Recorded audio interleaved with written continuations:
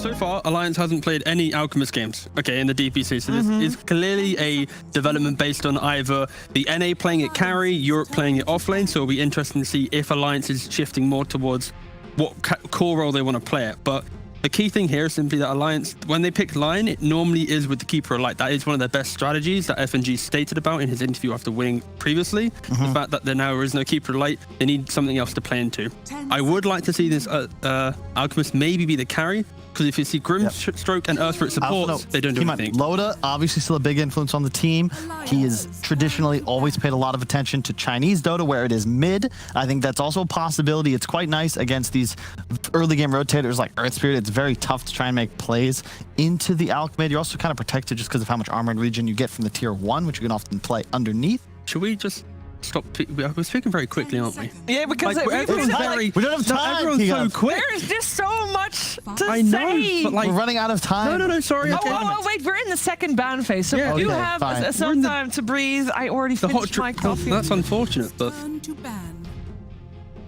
So, OD is one of their selected bans. I'm concerned about like the Ursas of the world, the Razors we saw come out, these lane dominating heroes that don't really mind that extra regen and tankiness from Alk when he gets level 6. Whether it's a carry or an offlaner or maybe a mid, he still suffers in the same way. Yeah, I mean, yeah, to be fair, I think it's more shading towards carry or mid because you've just banned out 2 of the counters that are traditionally going to play offlane or mid. yeah, but the key thing here is I think that the play style of, especially when Boxy played this offlane OD, we see just meter hammer rush, that pressure.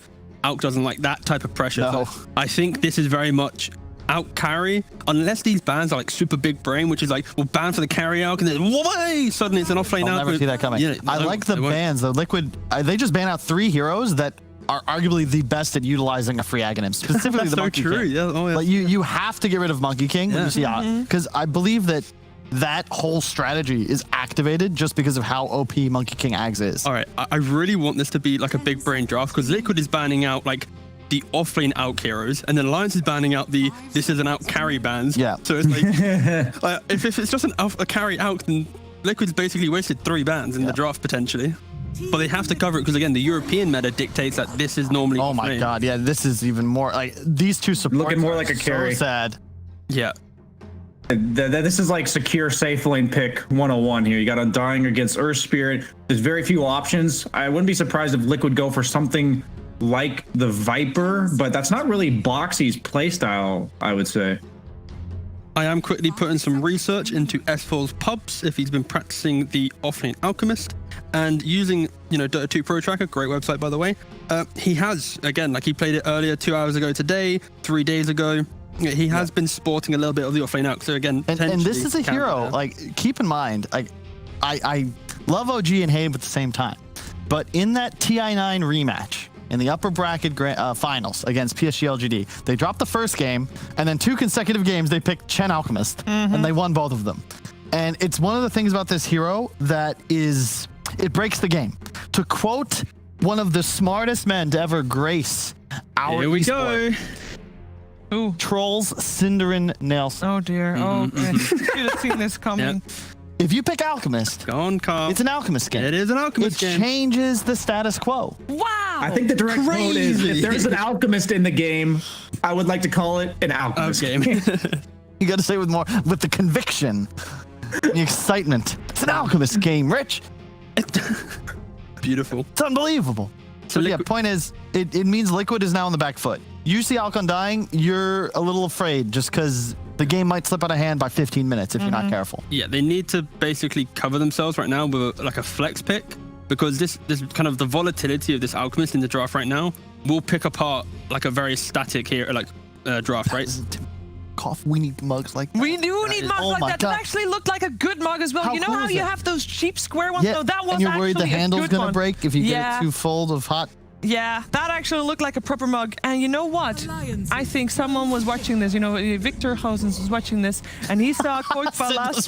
And he saw, Oh my God! yes, he saw Koik for last They time. told me they were gonna send me stuff, and I never put an order in. What? Oh, They said they'd send me free sweaters, and Too I late. never. It's too Oh late. no! If you're watching, I'm sorry. I'm gonna send that email. Damn it! Oh, it's been like, oh no, it's been 2 weeks. I did a Yeah, couple the mugs, offer please. is no longer standing. No. But if you get some mugs, maybe. Oh, mugs. I need mugs. Can we have some mugs? Can we we send mugs to the Dreamleague studios? They are in desperate needs for mugs.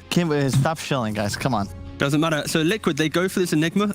Very strong against this potential Alchemist, of course. If it is a carry, you're going to always be able to black hole him. The only concern is now, I feel like Alk's safe lane will still happily thrive against an Enigma. You don't really care too much about the idol. Who's playing what is my question, because does Boxy play Earth Spirit? Because I know Taiga usually plays Enigma when they pick it. He would. I think Mickey would also. I mean, I'm sure Mickey or Koifa can probably play the Earth They Spirit could also at this just play a point. core, like a mid-Earth Spirit, right? Yeah. Oh, mid Earth Spirit. Yeah, that's true. Yeah, exactly. Yeah. Yeah, thank you. I really like any one of my favorite combos back in the day we used to pick a lot was Ember Enigma. I think Earth Spirit kind of fills that same role, but you just have a high catch, low CD stun initiator plus the team fighting pressure and damage an Enigma. So it's just the offlane Alchemist here. that. I do have to ask the obvious question. Should we, just to cover our bases, should we still be worried about Lone Druid? Not to against Undying PA. PA. Druid, no. It didn't go well against the Alchemist in lane last time. The Alchemist, that was the one game the Alchemist offlane won. It just doesn't kill it. They do go for the Viper. I like that pick, especially now that they got the PA. It's nice against the Alch in the mid game. You usually want to buy like Boots of Travel if you're a mid Viper, so you can be anywhere on the map to follow up the Earth Spirit. Now we just need some mobile run around the map carry, I think. It also pair with this. It also denies PA Ags, right? If you're Nether Toxin, it removes Blur, which also removes this reset on your CDs post kill from Blur. Does it actually? I would assume so. It negates passives, and that's part. That makes sense, but it's just confusing because like that part of the passive is like an active that gets reset. Yeah. I actually should. I'm gonna test that. Yeah, We can test test that. Get But on I that, think BSJ. the key thing here is we're not seeing an easily activated Alk offlane lineup where it's like we're not seeing like this Ags time and B at 50 minutes you crush the game. So potentially we might see a more active style of Alk early on, going for a quick like Solar Crest, Blink, and then when the PA has Battle Fury Deso, he then suddenly becomes the factory at that point. So I'd like to see Alliance change up the kind of the script of what offlane Alk does. Don't rush the Ags unless there's a mid lane that really can utilize this type of hero, this item, sorry. But again, for Liquid, they need to have just some active core to play around the aggression that they have. They have Earth Spirit Viper lanes. That is a very hefty mug. Yeah, and my point was that last time when we saw Koifa with the team, when we saw them play against OG, he had like one of those paper cups and he was playing around like where would he hang the tea bag in order for it to not fall on his face when he was drinking. So that's what Upgrade. Yeah, that was what I was seeing. Yeah, and two Ags heroes again banned out by Liquid. I do really enjoy that Alliance leave their last pick for this Ags carrier from the Alchemist. In theory, It has to be. It gives them freedom to pick whatever the hell they want and also potentially activate it. This There's is the strong. hero Yeah. you were talking about, T-Gov. You pick an Alch and you don't ban the Ursa. The lane, They did. It does not cancel the reset on PA Ags, so Okay, you still get your abilities again. Sure. Okay. That's why I just took my time to Ursa Viper. This is like the exact recipe for Alk. It's high tempo, like ability-based killing on the Alk. You don't need any specific items. Your heroes alone will bring him down. Even if he gets his ult off, he can't play the sustain farm he wants to play. Ursa's very happy to run at you super early, and they needed a guy that's going to like lead the charge. Yeah, Earth Spirit can maybe be a follow-up, maybe he can be a scout, but Viper Enigma, relatively stationary cores for the first 10-15 minutes of the game. Can't afford to have 3 of those against Alk, and they don't really have an early way to stop. What does Limp play Yeah, I was now? going to ask the same question. It's like all his heroes, the Void's banned, DP's banned, Puck's banned. I really hope they just give him the Alchemist. The last pick an S4 hero to deal with the Ursa. Don't send your Alch up there. Can they still go bat even though it's nerfed? But wait, you can't put Alchemist against Viper. No. That does look pretty damn good. It's not as if you need damage right now, and that gives you the hard catch you need. The key thing with the bat is it's not a melee hero he's playing against mid, so the Quelling Blade advantage that you lose with the lack of napalm damage is not really there. So you would still be able to play out a decent game. So I think bat for sure is a very viable option. The as other long as you're hero not too who's scared. played this league is the Tiny. You can't pick Tiny into Okay. Viper. I just want to throw it out there. That's the other There's one. like Razor as well, and they go for. Ooh, Okay. That's the second Wind Ranger today. And this is a much better win runner pick. If anyone caught the lower division game earlier, it was a block pick, but this game, yeah, right clicks is his best friend, being able to kite out. But the matchup into Ursa is pretty simple. If Ursa ever gets, Battle Fury, Abyssal, MKB, win runner's paper. But before that, win runner can be really obnoxious into the Ursa and really make his life difficult. Yeah, I like both drafts, honestly. I think Liquid's got some beautiful timings to play around, some nice aggression, but Alliance, they just got this kind of X factor of the Alk Windrunner. Windrunner is also a hero that realistically farms so much before coming online. If she gets Maelstrom, BKB, gets given an Ags, that's such a scary timing, so much mobility to play around. Yeah, definitely very spooky if they can play it at that tempo that we want them to. BSJ, what do you reckon for this first game? I like the concept of Liquid's draft that they have against the Alk offlane. The idea is that all the net worth is being dumped onto 1 or 2 heroes, and they have the 3 perfect cores for just shitting on 1 or 2 guys. And I think that that's going to give them the victory here, because that single target spells from the Ursa and the Viper are effectively hitting the Alk as well, and I'm going to lean towards them for game 1. All right. Do you agree with that, Kyle? I'm not sure. I think it's going to come down to execution. Like, the boxy Enigma is the hero I'd have to key in on. I think the side lanes, if they go well for Liquid, this gets to be a really easy game for them. But I am concerned for their mid lane. I think Limp might just abuse this matchup. His win ranger is like a pocket pick. He doesn't play it often, but in a game like this, it's so good against effectively the entire enemy lineup. Question is, Alliance, when they make stacks, who on Liquid can really contest them with, and steal them, and that might enable the Alchemist and stuff. So again, really close games, all down to, I think, Liquid early on to dictate the pace. They got the counters. If they can execute it, then they should be able to shut out Alliance. But Alliance scaling. Hey, lower bracket Liquid, you can't count them out. Can't count them out. Upper bracket Alliance. Sounds like we're going to have an active, exciting game in our hands, and I know 2 people who are going to be very happy with that. Let's head over to OD Pixel and Fog. Indeed, Steve. Yes, game 1 of Alliance versus Liquid. Fogged, we're having 2 very exciting drafts coming out here. We've heard from the panel. What about your opinion? Who do you think sort of come out with the better strat, or are we going to have quite a close one on our hands here? I hope that we have a close one. I think Liquid have drafted them a pretty successful draft of being able to apply pressure early and really shut down the effectiveness of Alchemist. I like this last pick Wind Ranger. I think it's a perfect solution to try to alleviate the pressure and also just to do well in the mid lane. Just do well in his matchup and be able to actually move from lane to lane. And, he should be able to enable his team. That's the non-greedy pick where he's the one that has to make the space for the PA with that Alchemist as well, too. And I like what T said, that Aghanims giveaway to Wind Ranger, at that mid-game mark, it goes absolutely crazy. Like, it's your 3rd item. You usually don't really want to build it. You get that BKB instead, and you just go crazy. You're a mobility monster. But I do like what Liquid's got, too. I think that they've got a lot of counters, and I think that they can... they can really impress whenever they do have this Grimstroke and this Earth Spirit. I think Taiga and Insania have really shown and just demonstrated how powerful these 2 supports can be at any point in the game. Let's see, as we get ourselves into the action at Alliance, making the aggressive move over to Liquid's half of the map. I haven't smoked up for this, though. Treading over to see who they can find here, and they will bump into Mickey. Mickey, it's going to take a stun to the face here as they go straight away for the first blood attempt. He's into the trees, though, and he's able to make it out of there. I think have quite enough control and damage to take down Mickey, despite him walking into the midst of them all. Alliance, they're still going to head up to the high ground.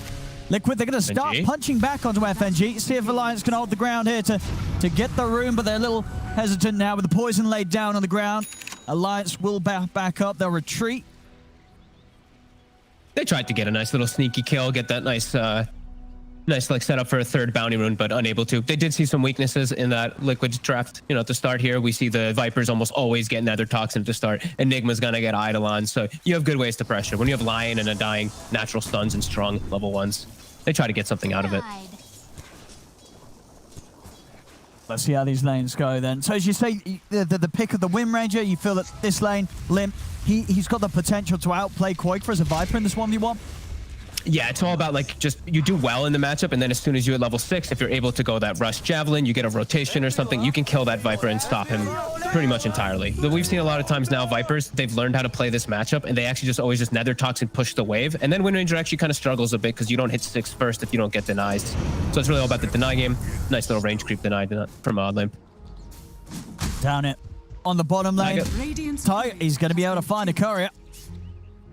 A little bit of gold here for Liquid. And this lane as a whole, so this boxy Tiger duo of the Earth Spirit and the Enigma, there's going to be pressure. Top lane, though, Mickey, he's actually able to draw first blood here on S4. Steps up a bit too far, and with the 2 of them, they've got the kill potentially here with this Grim Ursa lane. S4's got to be careful in this matchup.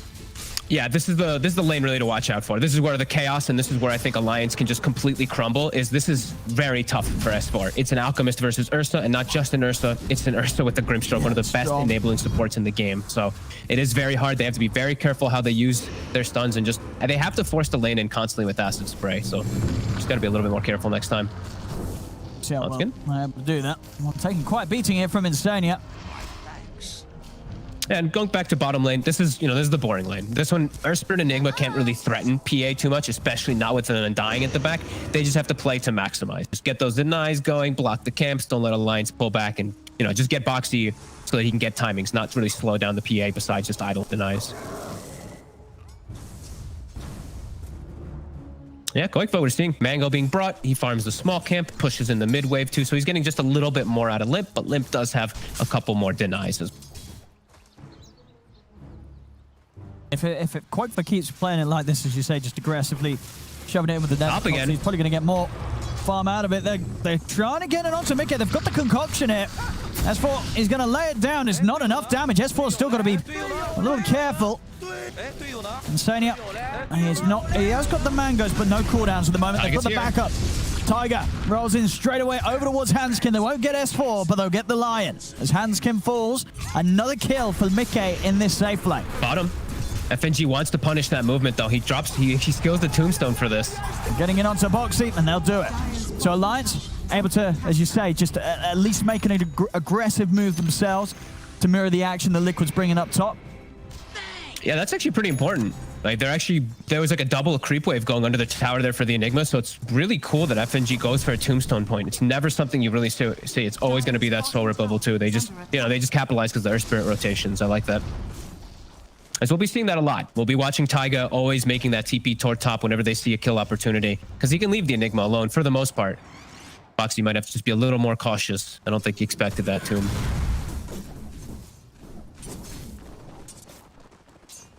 Seeing and not get quite as much as Nico Baby is down on that bottom lane. So Farm in comparison to Mickey, of course, a little slower. Top lane Mickey. S4 just taking so much damage each time that he gets in range of this Ursa. A very spooky lane for him to be in. He's completely out of mana too, so he doesn't have a concoction to slow things down. As Hanskin has to go check runes, he will be able to find a nice arcane rune for Limp.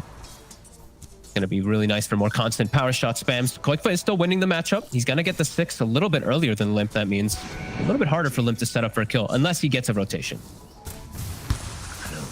And seeing a Nico Baby again this time around. 2 times that I've seen where he's given mostly free farm, and he goes for Orb of Corrosion rather than just rushing the for like Tread's Battle Fury. Okay. He's actually going to be on phase boots as well, so it's a little bit of a difference. Nice top. Hanskin. I've got the setup again. And it's a lane that they're giving quite a lot to Mickey in. You know, Mickey pretty much free farming as the Ursa, and he's got 3 kills to his name here before the 5-minute mark in that safe lane. Bottom. They try and poke it onto Boxy, but this time Tiger, he's there by Boxy's side. And if anything, Nico Baby and FNG have to be kind of careful how aggressive they get into all of these Eidolons. S4 kind of has to just ditch the lane at this point top. This is a pretty big concern for Alliance. I don't think that they can really lane up here too much more. Like, Mika has got his Ring of Health. He's got Orb of Venom. If they just keep coming into this lane, like, Insania and them they're just going to keep getting all these kills. So I think S4 just has to jungle, which that's going to hurt them a lot in this early game. As now that's going to just, full alleviation. Now Taiga gets to pick and choose everything he wants to do in this game as his 4 position, since their top lane is just broken on Alliance.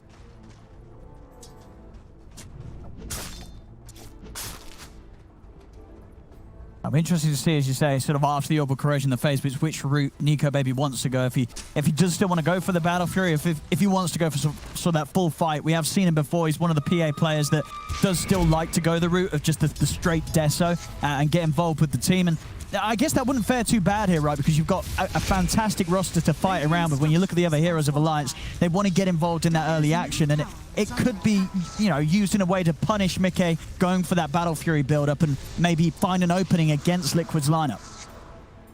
Perhaps. I'm a little worried if Nico Baby does show up to fights because he's playing into Viper, that he just gets Nether Toxin and dies every time, but sure. We'll see which one he does opt to go for. I mean, Mickey is just fully enabled, so he's going to have this timing quite a bit better. And as we know, Liquid, they love their stacks. They're going to have those stacks at the ready for this Ursa very early on. Dire are scanning. See.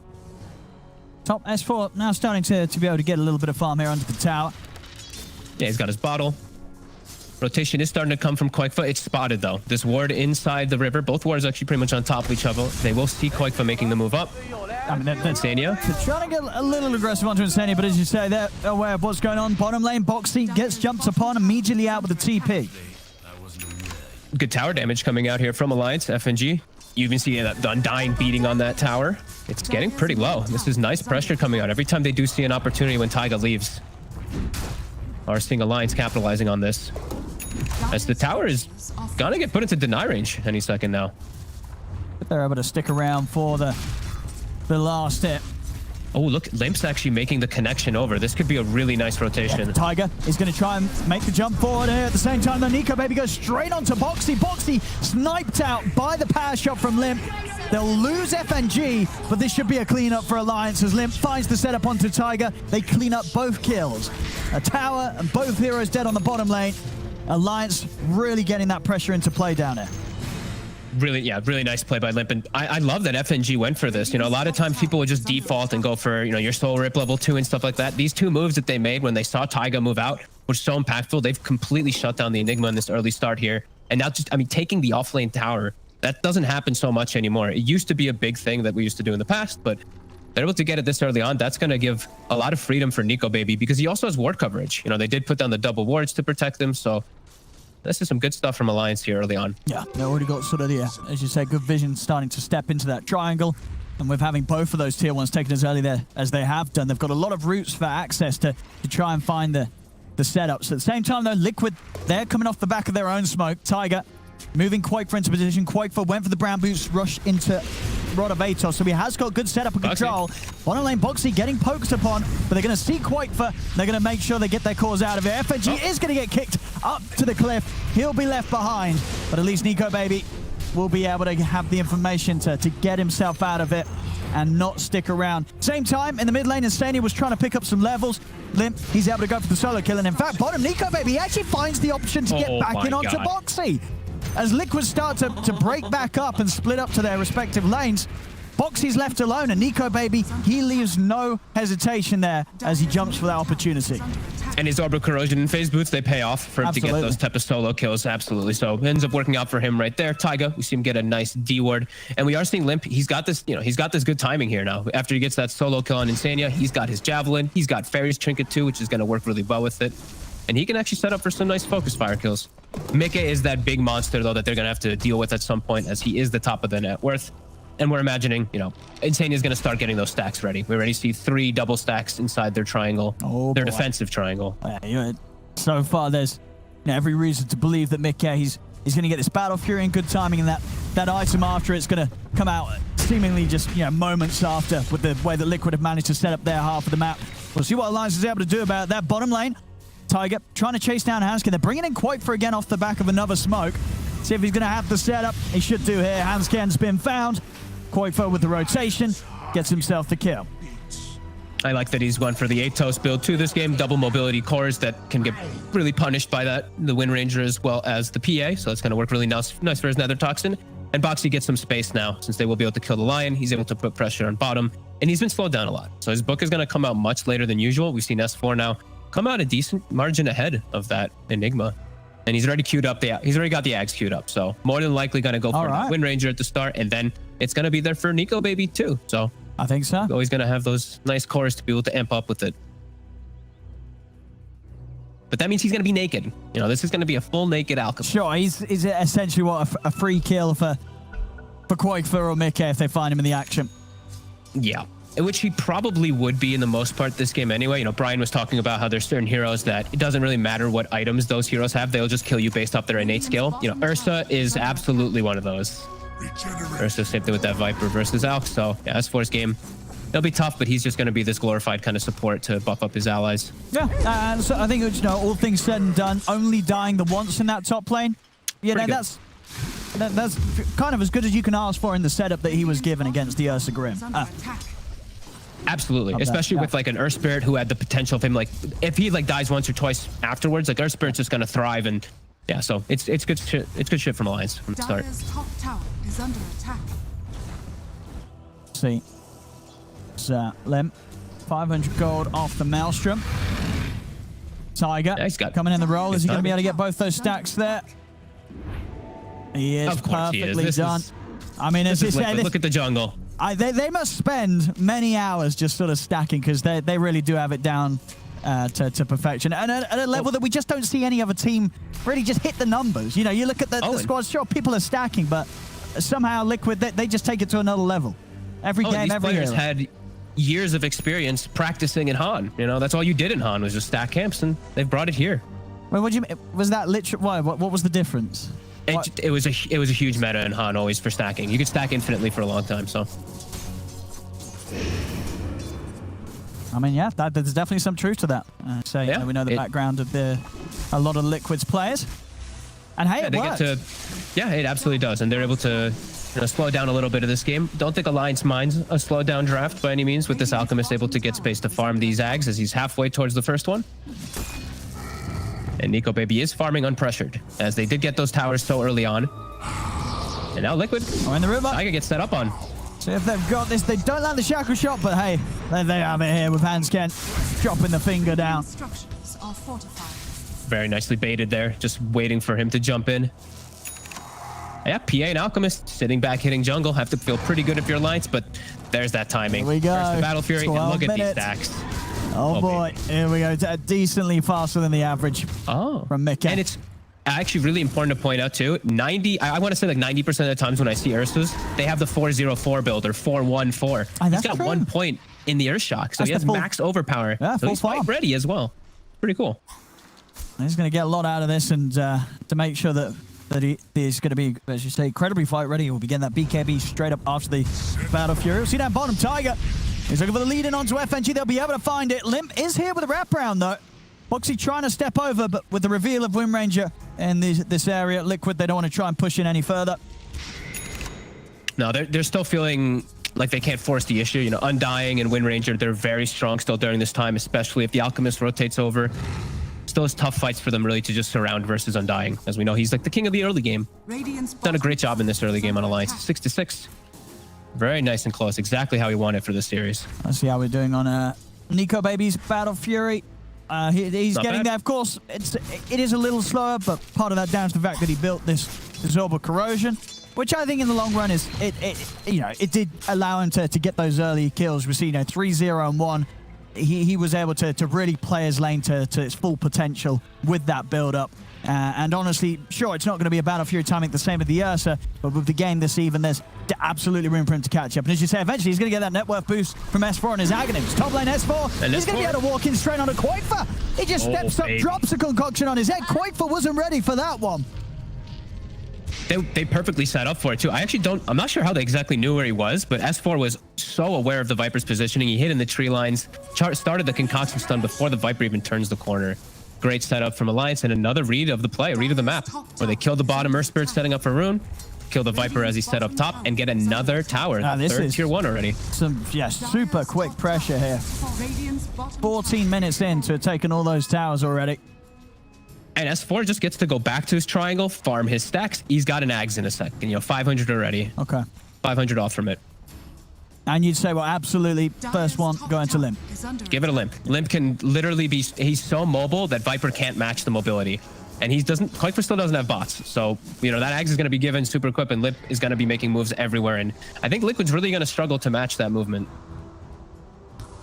I mean, Mickey, he is going to be incredibly strong. This BKB timing is going to be very, very quickly. But for sure, the kiting potential and also the ability for Alliance to make the jump on him. He's got to be careful of Hansken or Limp getting that sort of angle from the trees and catching him by surprise. Yeah, and also Hansken's going to be getting pretty close to a Blink Dagger. All this slow game, he's 1-3. He's just been able to sit back, get that passive gold going. The only thing Limp has to be careful of is really the support. The Atos and the 2 supports that have the lockdown, have the silences that can really bother him. Really, it's get BKB and get gifted that Ags when he has that big timing versus the supports that he does have to worry about them. I mean, and for Koifa, as quick as the Atos was, is it going to be a bit of a disappointment from his perspective that he wasn't able to find more action with that, or does that not really matter? They actually gave the first Ags to Nico Baby, by the way. Oh, okay. Just for him to be able to find stuff. Okay, cool. All right, he's strong. He's very strong. Those extra stats, you're going to feel that. Yeah, it maybe feels a little bit bad for Koifa, but you can see why. Like, you couldn't run into an Undying. It's just too hard, and your hero is essentially in a bit counterpicked. Wind Ranger, that's why people pick this hero versus Viper. It's just a very good core matchup versus it, because you can just focus fire, and they also have like the Undying Flesh Golem makes a hero like Viper just not look tanky anymore. Yeah. Radiant's bottom Stats, tower is yeah, under I mean, attack. all of them to the strength bin. It all makes a difference on that sort of hero. But we're going to see Alliance actually going to attempt for the Roshi. They've got a DD on Limp. They got the with that Flesh Golem overcorrosion, and the Tombstone. look how quickly it's dying here. It's already dead. just getting destroyed. They take it down in a second. Alliance with an easy Aegis here, now picked up by Nico, baby.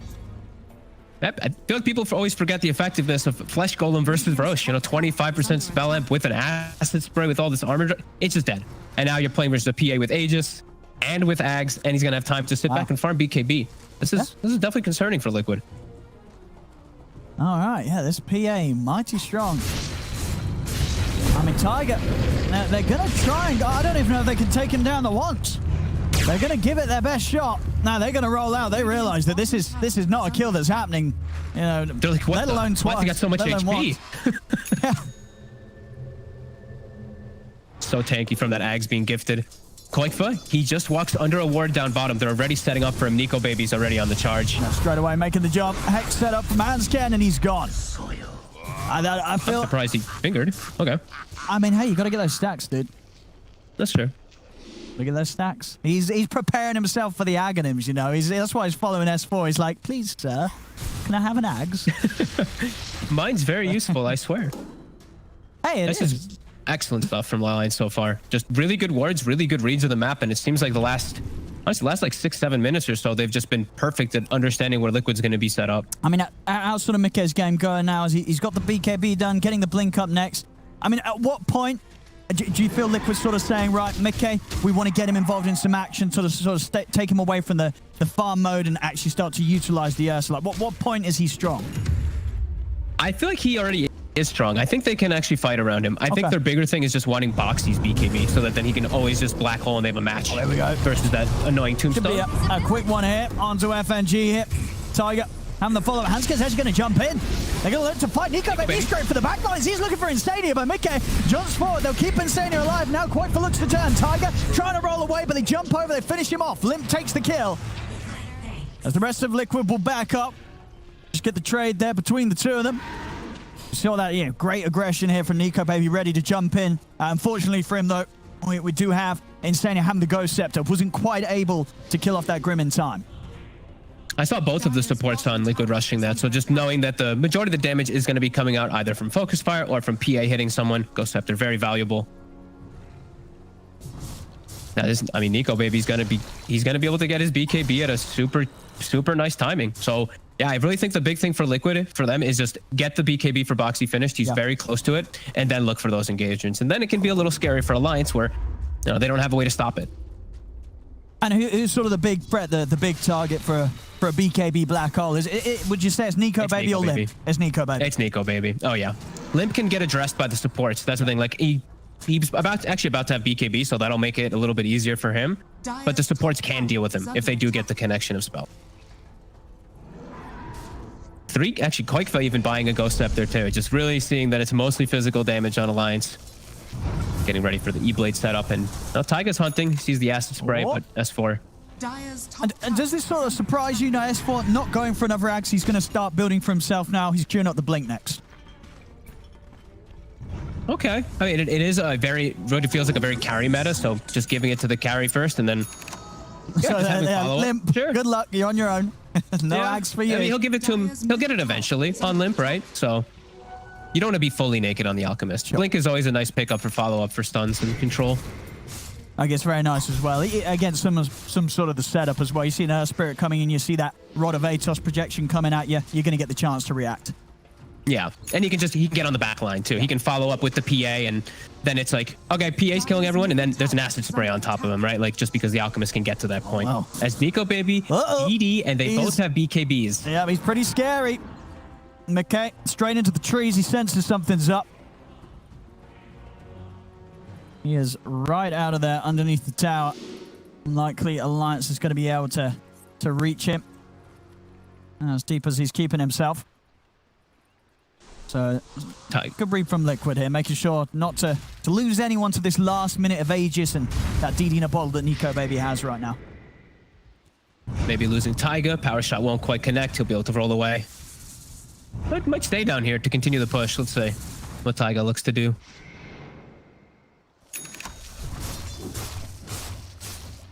As Alliance, they still do have 10 seconds on Aegis. They have a BK, they have a DD still in the bottle for Nico Baby too.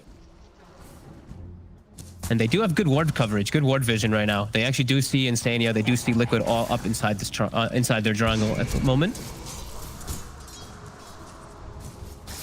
And they get to chill and farm. If PA ever, PA's farming during this game, this feels good for Alliance. Liquid game is starting to feel kind of concerning for them. It feels like they're really going to just have to get a really good black hole in the fight. So it really just feels like the PA is going to kill everyone. Sure. And it's sort of kind of matching out to be this game where for Liquid, it's all going to be on the back of Mickey, right? He's sort of that scaling carry that's got to deal the damage. And Quakefoot falling a little bit behind. Whereas on the other side, both this Wind Ranger and PA in the late game, they're going to be able to single-handedly focus the target from 100 to 0. Yeah, at least the one fortunate thing is it is a PA and a Wind Ranger, so when he is going to get the MKB, it's going to be extremely effective because it's versus the Wind Run and the evasion, so that'll be nice if he's able to get it, but I think Alliance is going to start just looking for the fights. Well, they're trying to find the setup here. Liquid, again, DD, they are aware. PA. Yeah. They're not allowing this ward is still watching them, Liquid. though. Maybe they'll try and fight this. They turn on to FNG. They take him down straight away. Tiger over the side. He's got the X-Wall set up there, buffed up by Insania, but it's not going to help him as Tiger will get ripped to shreds. It's just the game of killing the Earth Spirit and the Undying. It seems the one supports die and everyone just bails out instantly. Alliance wanting to chase for more, but Liquid just constantly away and resetting the fights until they do feel like they can fight. Yeah. I guess Boxy wants Blink as well, so he can actually get the position for the black holes. It's just going to give Alliance more time, though. I mean, because that is the thing. It does feel like for Liquid's game, it's very much, they get to a certain point and then it's like, well, can we fight? And then it's like, well, maybe actually we need another item. But you feel that every time they're sort of having to postpone it, that's always just going to favor Alliance, these moments that pass. Yeah, it definitely does feel like it. As like S14, he's got the Blink, he's going to go Solar Crest, and then he's going to start being able to gift more eggs. All right. In fact, the Wind Ranger's not going to have to buy it. Then now Limp can actually go for more greedy items for himself. He's got the Maelstrom BKB, then he's going for his own MKB. So he's going to be pure damage, and then he's going to be enabled from the Alchemist buff-ups. Yeah, Liquid playing this farm game because they just have to play into this hand. But doesn't feel like it favors them. So now Basher is done. And the next item will probably be Abyssal. And then they do have a way to deal with BKB Black Hole as well. Haste.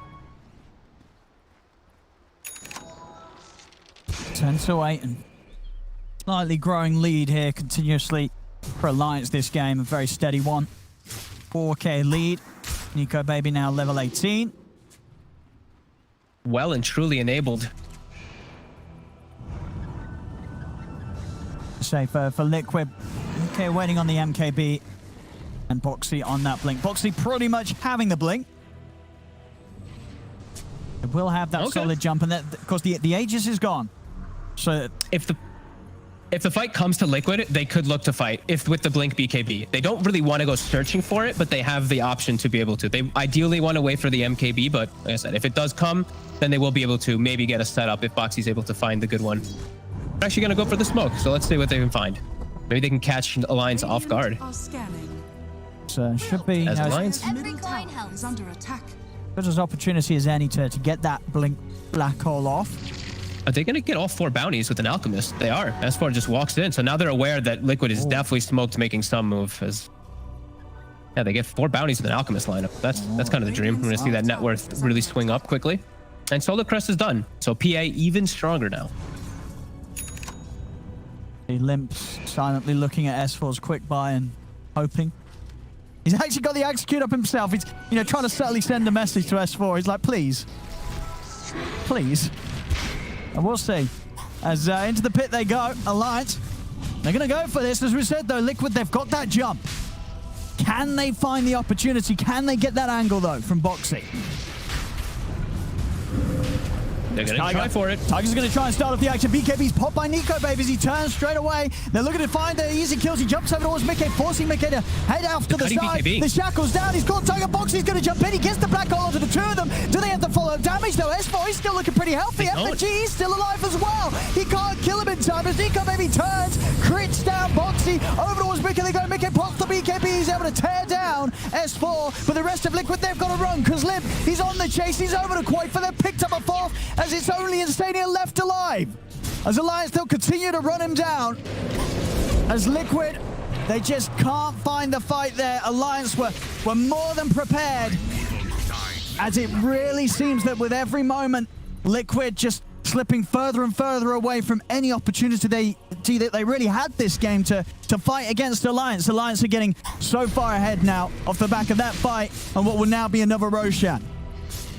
They made that fight look kind of easy. Liquid was trying at any type of avenues to approach this. Mickey kills the tombstone instantly, which feels like it's super impactful, but then he's kited away from the BKB of Nico Baby. The hole comes out, but there's no follow-up. They're all controlled during it. It's just a black hole with nothing else. Maybe just a stroke of fate from Insania, but Insania also, he can't get into the midst of the action. He has to play up on this sideline, and yeah, they can't actually take the fight as all when they're all kited like that.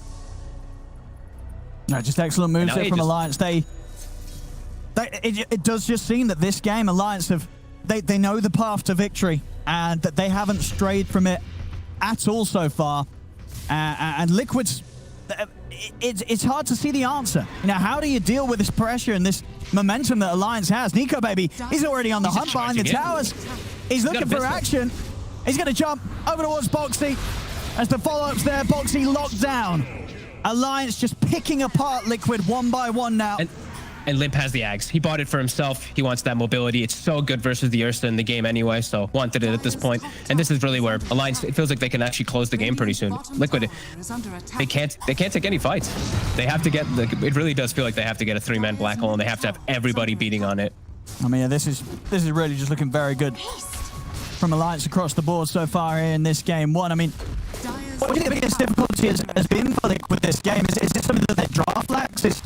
Is it some sort of way that they set up the early game?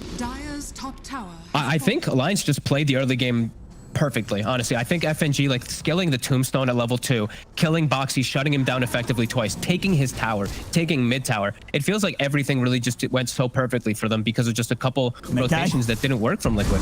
Nico Baby, again, just on the hunt behind his tier 2s. He's over towards Mickey. Mickey's got to put the BKB in the enrage and get out. As Tiger's coming, Nico Baby. He's hunting over. Tiger up to the high ground. He is away. Alliance, they'll hold themselves back. They don't want to try diving high ground quite yet. Just this threat. You know, I think that this Undying pick really answered so many things that Liquid wanted to have. Like, they wanted to be able to fight into this Alchemist early on, and then Undying comes, and it's just like, we actually can't fight early because of this pick. And I think Alliance has just played perfectly around it. As they've read pretty much all the moves from Liquid, like even setting up for little cheeky plays like around runes, like the arcane rune where they set up on bottom. It's really just been heads up plays from Alliance throughout this entire game. One of these games so far where the carry in the mid with all this stuff. Nico Baby and Limp both yet to die in this game. It's a really good last pick Wind Ranger game. I know they were mentioning how earlier today it was versus like Willow and a couple other like straight counter ones. Limp has done an excellent job from start to finish in this game, and now onto the high ground. Still with a lot of time. Oh, he's in! Oh, he's diving tier 4s! Goodbye, Boxy. As Hanskin lays down another finger here to get the job done. They can't do anything. They really can't. Like, Mickey, he needs MKB to be able to hit the PA. He can't just rely on the break mechanics. I mean, so he's going to try to finish that one. I think he's going for a rapier. I think he needs to. I don't know if MKB is going to cut it. This game is looking pretty rough here for Liquid. And that might just be an understatement with how well Alliance is playing against them. Jump over towards Tiger. It's just another kill. It just doesn't stop these kills here from Liquid, from Alliance. 18-9, 16k lead here, 30 minutes in. Taking the mid-racks. Mickey will spend up and buy the MKB, just wanting to have something to try and fight Alliance with. They're going to be fighting into an aggressive move here from Alliance, where they still have the Aegis for a minute and a half. They still have the cheese on Nico Baby. Nico Baby just takes the armor corruption. He doesn't even take the blur evasion talent. How quick everything is snowballing. Doesn't need it. As Mickey. And Mickey. See if he can take him down the once. Concoction out onto okay, they will manage to bring down Nico Baby the first time. Boxy's going to come on with a follow black hole, locking them down, and they got enough damage to take him down a second time. He's still alive. He's able to turn, jumps over towards Boxy. Nico Baby's able to survive through it all. The Hex comes out from Handscape. Kaidi got Mickey. Shackle shot down on the two of them. Nico Baby, he's thinking about getting back in. He's starting them up here with the dagger. He's straight back over to Mickey. As that's Mickey down and out, he's spent up fully for that MKB. He's out of the game for 70 seconds. They try their best there with the black hole to catch Nico Baby on the respawn, but they just couldn't kill him the second time. I think he may have been able to get him if he black holed perfectly, but he actually black holed a bit early. The Aegis came up and Nico Baby was like a fraction of life and he gets the cheese off because of that. I think if they timed it perfect, maybe they get the kill. Not sure if it would end up winning the fight for them, but a small thing can matter in these type of games as Alliance clean up the racks and they're going to be able to back away and maybe even go for more as Limp's already pushing bottom. Yeah, they're ready to continue to close this one up. Alliance, Nico Baby picking up a nullifier. Got the full Daedalus done on Limp. This should make my life easier. Dire's bottom tower has fallen. They're going to have one final hold here, Liquid, but with no black hole. They really don't have much at all to stop Alliance here. Nico Baby's just going to eviscerate these supports now with Nullifier. Ghost Scepter's not going to help you anymore. He's waiting for looking for his target. He's ready to just go straight in. Immediately jumps over towards Quakefor. Quakefor's out of the game for 50. Staniel will buy himself some safety with the Ghost Scepter. But you know that Nico Baby's going to be ready to jump straight back in if anyone steps over his way. Boxy trying to stop that from happening as he drops the Malefice down onto Nico Baby. Liquid trying to step forward, but they're losing their base once again. The tier 3 goes down. Rax exposed. Nico Baby, he's in a straight away. He looks for the jump. He's going to move on to Insania. Tiger trying to turn and lock them down with the shackle shot. It's shackled the Ursa straight over to the Necro Book. As Mickey, he's caught in position. He's out of the game. No buyback, of course, still available on the Ursa. As Alliance, they'll clean up a third set of racks. Nico Baby, he just wants to continue padding the stats. Jumps over, boosts that KDA once more. It is game over. And in a game where it was sort of a very sort of slow and steady win from Alliance, but a very sure one as well, as there was pretty much no point of this game where it felt that Liquid were going to have a shot at turning this one around. No, I think Alliance I think they played this early game too perfect. I think that Liquid had to have these moves be a little bit more successful. When I see Alchemist is able to just like resort to his triangle and start hitting these stacks when he's this offlane Alchemist versus an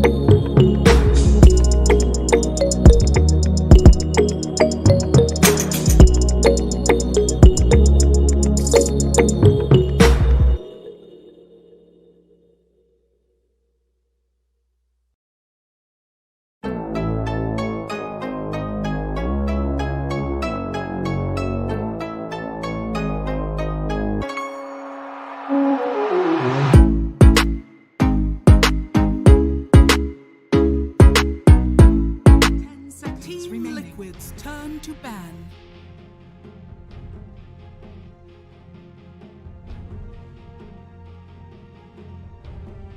Alliances turn to ban.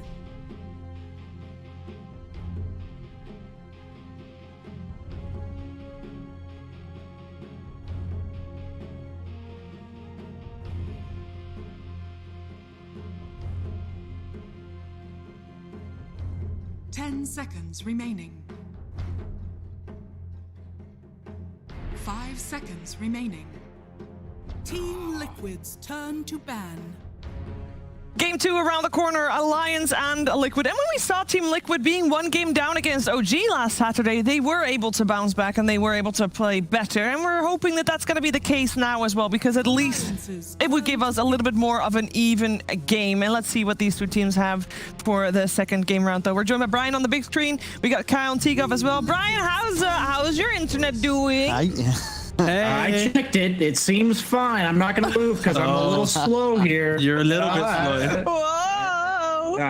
You can hear me fine though, right? Yeah, we can hear you fine. Don't move. Okay, I'll just stand very still whenever I'm on camera. Oh, look, but don't not worry, still you're enough safe. to look like I'm not We're here. just seeing straight up the draft in the Dota TV client, where we got Alliance picking the Shaker first, which is interesting because Shaker obviously nerfed, but still going here for the Shaker DP.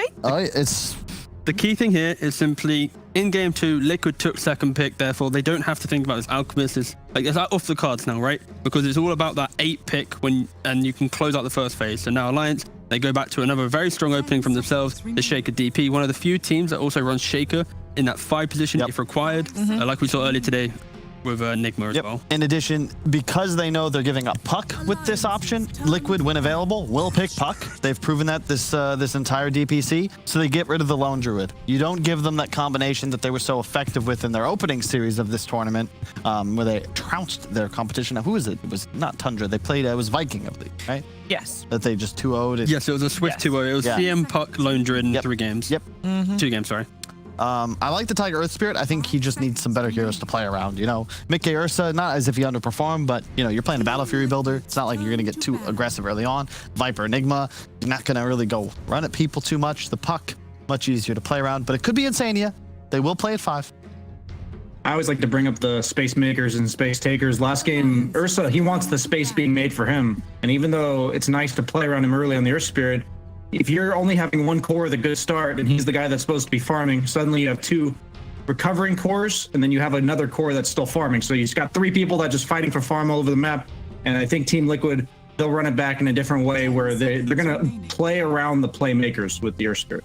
An interesting thing with Alliance, when they run Shaker or DP, they often like to also pick up an IO. Again, like I said, FNG maybe pushes the Shaker to a 5 position, therefore opening up, Hansing to play this kind of IO +1. I wouldn't be surprised if Team Liquid just cover themselves. Of course, they already have Earthquake Puck, very good against any IO combos, so they probably aren't going to waste a ban on it, but something to keep an It's already been banned first ban by Alliance. Oh, I did not see that. Thanks, Brian. Yeah, that's what I'm here for. They're both just missing some. It's okay. Thanks. Between the Carl. 3 of us, we've got at least 1 complete analysis. And that is Shiva. Thank you. That's over 4, Kyle. I don't know why you're not counting yourself. You shouldn't sell yourself short. 5 seconds. He's just trying to get sympathy. That's it. Done. Yeah, Playing into his hand. Such Fishing is for life. compliments. indeed. Is it Always. working? No. I just told you that you shouldn't sell yourself short. So That's not really a compliment. It's in a way. It's more of like a Generic term. absence It's of like you're insult. undervaluing yourself. Don't make me do it too. Well, saying you're undervalued, that says nothing about my true value. It's just, It says that it's better than what you think it is. well, But what if he thinks it's really low? yeah. Well, then it's still higher than what he thinks it is, so it's still a 10 compliment. seconds remaining. I'm not really buying what you're selling, but we'll move on. I it's appreciate the thought. Oh, you're welcome. So yes, we have got a couple of tanky offlaners banned out by Team Liquid. We have seen, obviously, S4 go off on the Timbersaw. Any other tanky boys that we should be aware of, that Liquid should be worried about and should be banning out? I think the interesting thing, is just the fact that Alliance's second phase bans are somewhat aligned to also in game 1. Yeah. Like, they're picking different heroes to open, but they're still banning out, like, the philosophies of getting through that second phase. You know, we don't want to have this annoying OD flex, the Bloodseeker flex, and that's what, especially now that Liquid has to show something, that's why Alliance are putting these... Team, we still have Beastmaster in the pool. Oh, wow. Well, Turn to pick. That's true. That is wild, actually. The Oracle is a bit of a block pick. I know Insania loves to play it, but you also don't want to give it up when there's a Death Prophet in the game. Yep. In addition, I am a bit befuddled. Consider the bans. Tidehunter, Timbersaw both gone, and there's a Beastmaster in the pool. Yeah. Oracle, in theory, is nice or poor because you don't do much to the push and the minions, but you can remove the Roar, which is interesting, but it's still a real big threat from Alliance here.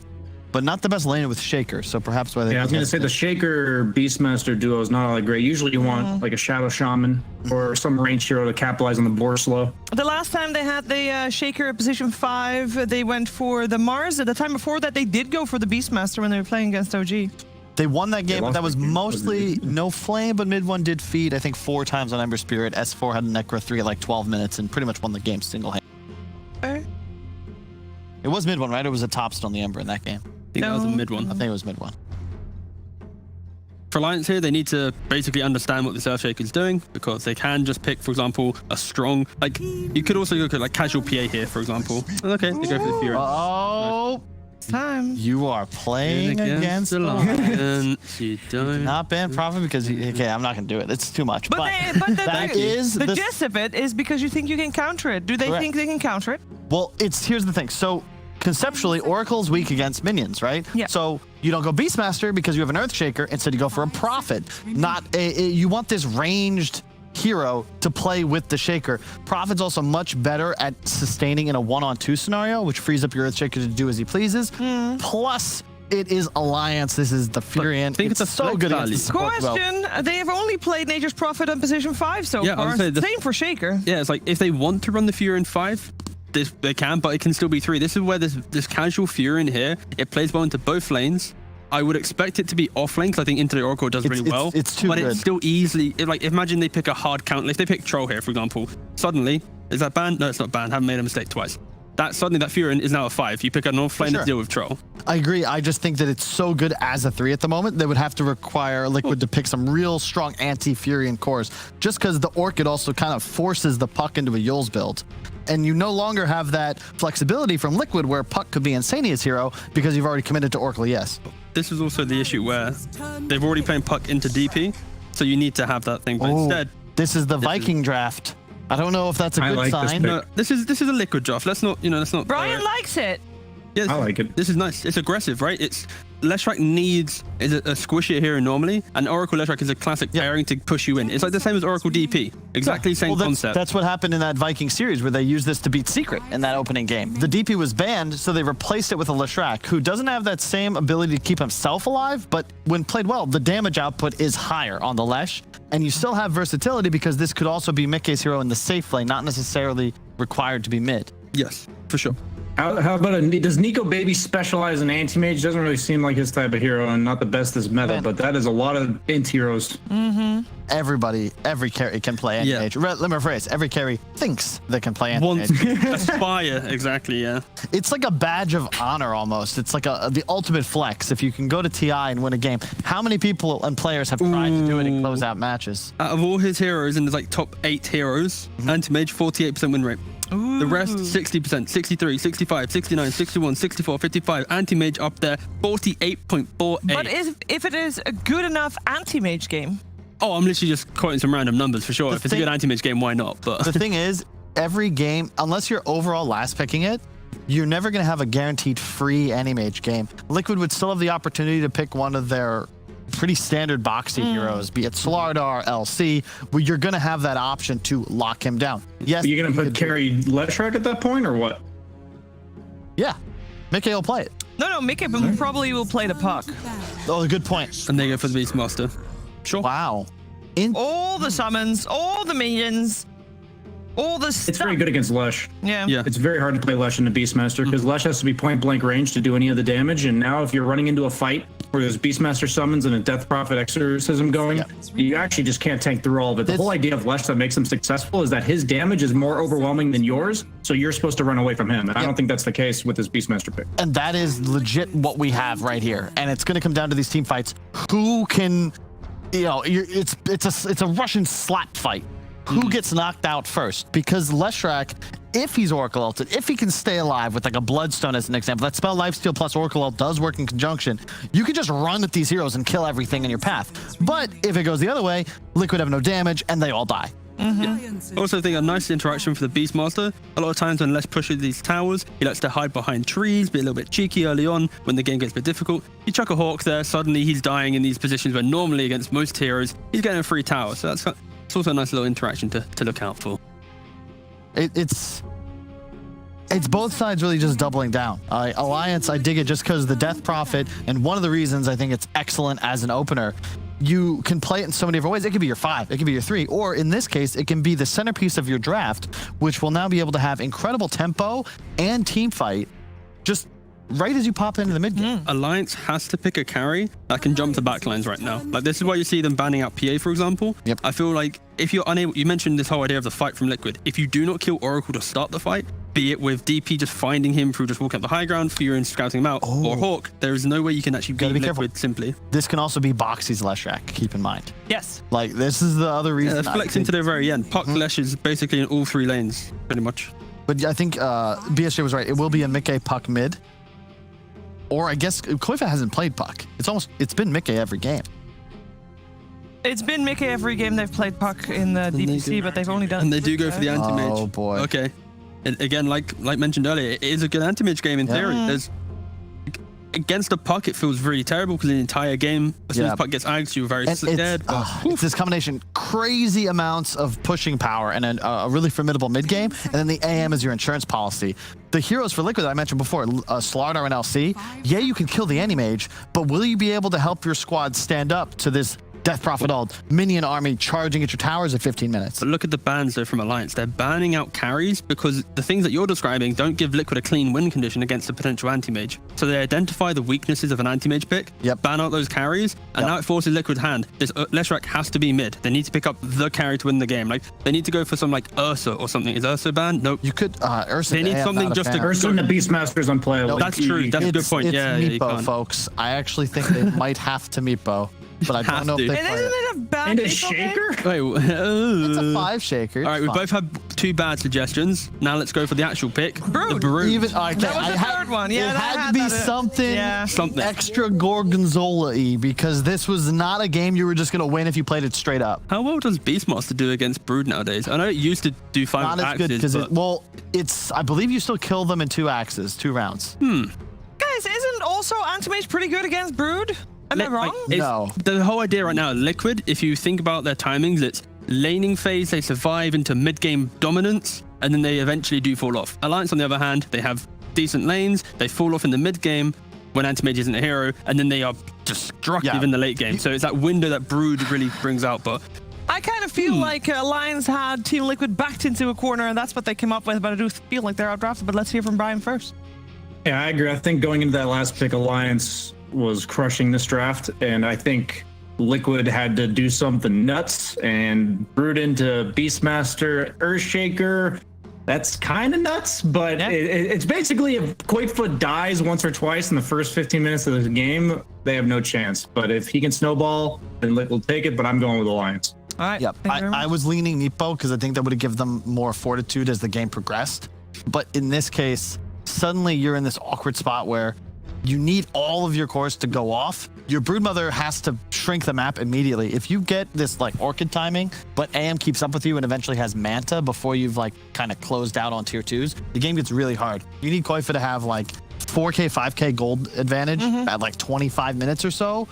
I'll say earlier. They, like Anti-Mage at that point, the way that Nika Baby's able to find farm on the map, like that's the point where he'll have like Battle Fury +1 and he's pressuring you when you're looking at high ground. Like high ground siege from Liquid right now, it's Leshrac v the world. Brood doesn't really offer much, especially when Beastmaster's backed up. So it's the early window they have to look for. Yep. Quick reminder also before we head into the game with our commentary. If Alliance win this, they guarantee themselves group stages for the major. And then if Liquid loses, They really hope that OG is losing tomorrow as well to force out a tiebreaker. Otherwise, there's no major for them. So a lot on the line.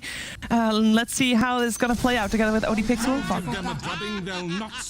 you very much, CBS. Game 2 of Alliance versus Liquid. And Fogged, I mean, for you, look at these two drafts. Which last pick sort of blows you away more here? You're more impressed by this anti-mage finisher or just the Brood finisher?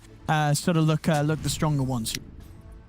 Love the anti-mage pick, and I hate saying that so much. It hurts my soul to even say it, but it looks good. It looks really very good versus Leshen Puck and versus like Oracle and stuff like that. Great ways to get info. And it really is like all magic damage besides Broodmother when you just look at it. So your counter spell, your magic resistance is going to be super effective in the later stages. And not only just that, I love the way they rounded it up. I like the way that they had the other 4 heroes with it and how they rounded it up. Because Beastmaster, Death Prophet, Earthshaker, Furion, they're very strong 4 independent heroes. Anti-Mage is going to get a lot of space from the pressure they should apply. Liquid, I feel like they're going to have to start some really crazy havoc early on in the game and just really put tons of pressure on. Hopefully this Broodmother is able to snowball the game, because I think if it gets to the point, you know, if they're not really just taking over, Brood can just get hunted super easily. There's a Nature's Prophet, there's a Beastmaster, there's a lot of vision things, a lot of control too for Koifa. A lot of things that I feel like Liquid needs to do very right in this game in order to not fall significantly far behind very fast. I mean, I think, you know, the panel sort of said it right. If this Broodmother isn't sort of shooting ahead from the start and getting that early advantage, the game's going to feel pretty rough for Liquid. Yeah, and I got to be honest, I don't know how this matchup is anymore. I feel like Death Prophet does excellent in this. I don't see how Broodmother's going to be able to take advantage versus a Death Prophet. DP just hits you, and you have incredible damage, incredible move speed. You're never going to get chased down or anything. You're going to have clear, even though the spiders have some resistance. You have ways to just hit them and kill them. So I don't think this is going to be too easy for Koifa. And I think they actually might have just dodged the lane. He's actually moving, and they're sending Puck mid. I mean, that never feels good, right, having to play the Brood on a side lane. Oh, that feels... Honestly, that feels pretty disastrous, I'll be real. I've not seen a safe lane Brood in years. Maybe ever. I mean, actually. I'm trying to think about a competitive game where I've seen a safe lane Brood forced. And I don't think I have ever, actually. Oh, well, we'll see. I mean, if Liquid can pull this off, it really is going to be quite something. Because so far, the draft, the lane setup, this couldn't really be much harder for Liquid this game too. No, definitely agree. And they also get, like, they put S4 in the safe lane, so they're going to ensure that the Beastmaster gets experience on the side of Alliance, and Nico Baby up in the top lane, but it's a safe top lane because he's got the backup of an Earthshaker, and Liquid's heroes just don't really punish an AM too much early on. There's going to be some weird laning phase. I mean, and it's just, you know, as we talked about now, how important it is for Koifa to have a game as the Brood, to have that incredible acceleration of farm. When you're in the side lane, right, you just don't have the access to the resources like you do in mid to be able to pop off that early.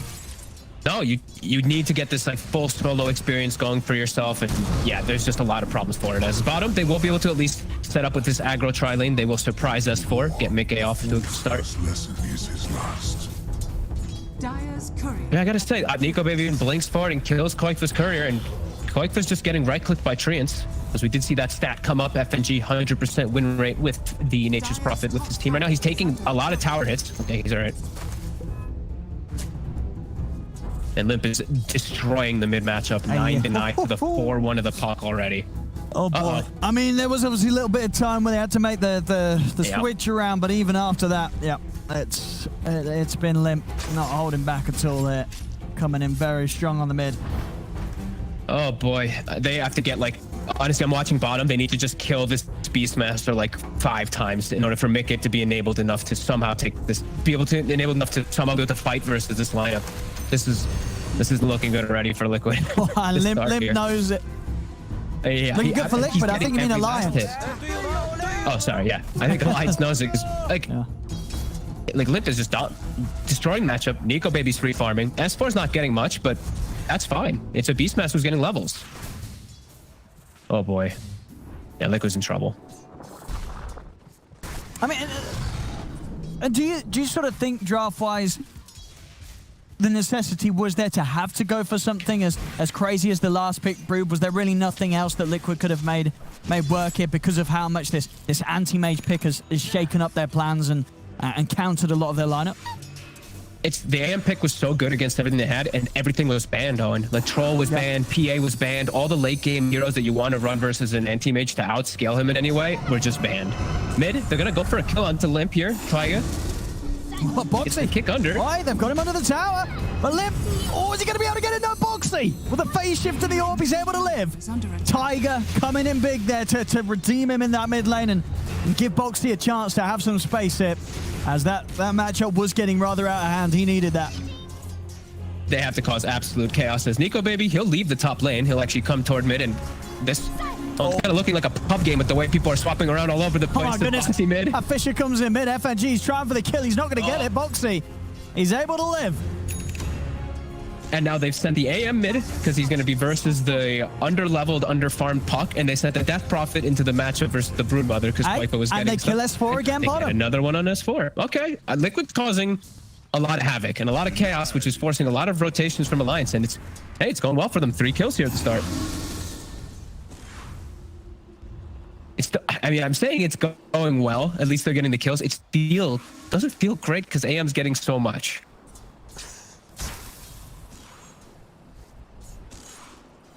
$25 CS so far.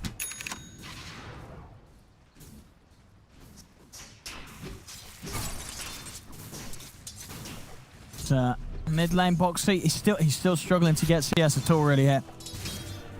We're gonna see it on the replay, that kill on S4 down bottom. The one place where Liquid really have managed to pull their efforts together to get reliable kills.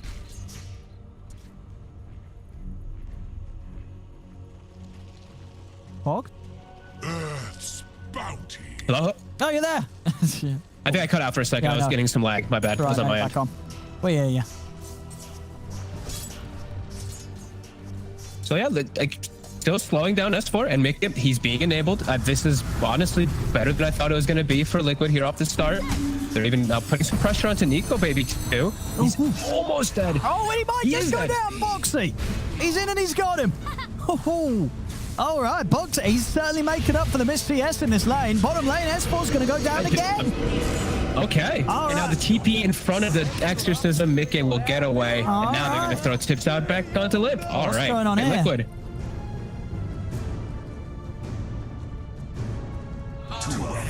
Wait, what even was that? Just an FNG right click?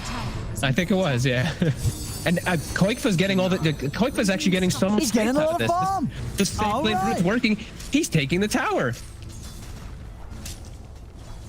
I mean, this is impressive. I think, so far Liquid, they're bringing it. They're getting farm on there. Here's this bottom lane. Leshrak at the top of the net worth. The tower's at top. Now Koikfa's gonna be able to move in and swing, maybe to farm the enemy triangle, farm the enemy ancient and all this. Okay. This is actually working out pretty decent now. They get the kill on Nico Baby. That really slows him down. He's gone for Vanguard, so that will slow down his progress towards the Battle Fury too. It does mean he's a tough kill though, right? With that Vanguard. Yeah. As S4? They're going to be able to get in on him. Tiger, the setup, and they got enough damage though. No, not quite. Backup's coming in, so this time round they won't be able to dive to finish him off. I think Nico Baby just Vanguard because he was having such a good start top that he was just like, okay, I actually can tank up versus most of the damage and I'll just survive. Like, he just has to live through the coils, live through the silences, so he does want to be a little bit more durable. And maybe he wants to show up early to some fights because Mana Void versus Leshrak, extremely effective at all stages in the game. Got here. What's going on here? Oh dear. Ooh. Oh, naughty, Kyle. He's joined the wrong channel again. Uh-oh. Was it me? Did I swap over? I'm sorry. Insanity, can you hear me? Was it me, guys? Hopefully we'll be able to. Well, I mean, honestly, so far with the way that Liquid's playing, I think they should keep him in the channel. It's working. Maybe some motivation coming Some up. guy just screaming at them and they're like, ah, and they're doing it. The chaos is working here from Liquid. I'm looking at mid. Boxy just keeps poking Nico Baby nonstop. Even though he has Vanguard, he's hitting him. They're trying to keep him at a low margin so that he has to actually be a little scared in mid. He's gotten 2 points in counterspell, so he has more magic resist. But he does have to be careful. A coil, and they break the coil. They have some follow-up silences. They have some decent ways to actually kill this AM. 2K advantage somehow for Liquid now. They're doing it. They're doing it. This is some wild stuff here from Liquid, but it so far it's working. Of course, it doesn't change the fact that this anti-mage still has a very, very nice game ahead of him if Nico Baby doesn't trip up too much. And so far, only the one death. He's still being able to farm reliably. It's really impressive how well Koikfa's done. He's going to have Diffusal at a very early time, and all these heroes just die to Broodmother. That is the one thing that can come out. Earthshaker's going to be annoying when he gets 6, but the rest of them can just get ran down just by one hero. Sure, if Liquid's going to be able to do it in a game where it seems that, you know, Alliance, they have the draft advantage with their carry, this is definitely the way they want to start things off. And all their heroes, slight lead at the moment. Again, Mickey's Lesh going to be incredibly strong, but with this sort of start. And you know, if he can get far enough ahead, there are items he can buy to deal with the power an anti-mage has against him. And he has the backup of an Oracle always, too. That's the thing. So it's like, oh, okay, FNG breaks the coil. We're going to have the Roar coming out. And silence out from the two of them. S4 is getting low, though. Mickey, is he able to take down another? The fish is out. S4 will fall. And Mickey goes down in return. As Alliance, they're able to hit back, get two in return. Insania, he's out just in time. Nico Baby not quite in range to find the Mana Void. We still see Mickey able to dish out an insane amount of damage whenever he does get on them. Boxy, however, does get quickly brought down just from limp. Doesn't get much spells off.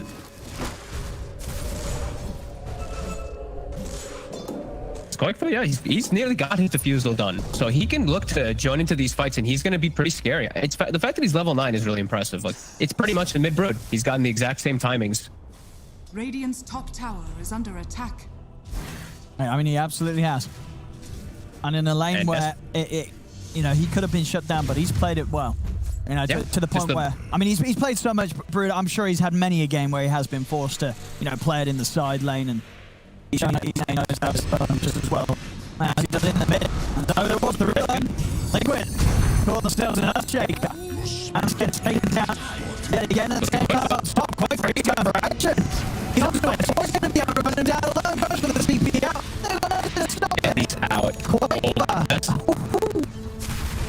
Pre-diffusal blade, he's able to get a kill onto the Beastmaster. That is huge. S4, who is already having a really rough game, 1-5. Only at the book 1, he just walks into his death. Go, baby.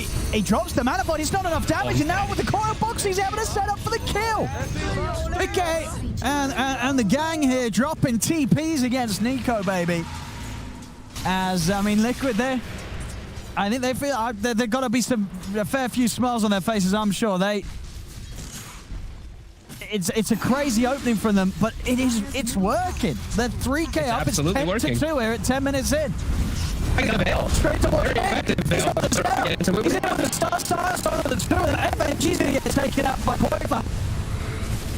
Liquid just making constant moves across the map. And I don't think Alliance were prepared for this. I mean, how do you prepare for this from Liquid? They just have to be much more wary of where the puck is in pretty much every situation. Him and Taiga are just doing way too much work. Taiga has the veil. So all this damage that they have, all this insane magic damage that Liquid has is just all amped up. And now they're sandwiching on mid. Limp, he's got the exorcism ready to go, but he still feels very vulnerable at this stage without any real item to protect himself. Liquid, they're setting up. They've got the Yule's got with the silence. Will come out to break the follow-up. S4, he's looking for a target. He's in on the Mickey, but the false promise comes out. Mickey's able to live. They'll drop the Roar down to Mickey, but too much damage. He's being kicked out by this Leshrac. Hansken will drop the Echo, but he falls for it. It is enough damage to at least get the Lesh in return on the back line. Limp's isolated. Find another, but now Limp's left alone. The coil's down upon him. Liquid, they'll turn towards the Death Prophet. They're going to be able to find themselves a third. It's a triple kill for Koikfa, and he might not even be done yet. He's over to FNG. The cancel's there from Tigers. He rolls in, sets them onto the Prophet. It's an ultra kill for Koikfa at 12 minutes in. The safe lane Brood being played to at a level that I don't think we've ever seen a safe lane Brood be played at before. 6 kills at 12 minutes here. Liquid have broken the game. Just these last 12 minutes have been pure and utter chaos. The Lions don't know how to react to it, and they've gotten 3 towers. 3 tier 1s already dead with this draft versus an AM. Now it's how do you react versus this as Alliance? Is this Brood is just going to walk from lane to lane with the support of Taiga behind him? They'll kill anybody. How quick things have just really changed after this quick little lane swaps from a Liquid and just benefited them so hard. And this triangle is just constantly being farmed. So Alliance, they're always under pressure whenever they do go near this area. FNG's gonna port over. He finds a surprise. He does. As Tiger, he kicks him straight up to the high ground. Quoifer, he's got the spiders in. He's ready to pick up another kill. And they just don't stop. The spider proving to be just a little too spoopy here for Alliance. And now Alliance, they have to play the actual game that what an AM Nature's Prophet is meant to play like. Gotta go for the rat, gotta go for the split up until you do get those effective timings, as Liquid has sufficiently destroyed this early game with this Brood and this Lesh. And even though Mickey does die, in most of these situations, the False Promise does its work. He gets his damage out before he does die. And now clearing some stacks, he's gonna have bots enabled too. And S4, he still only has book 1.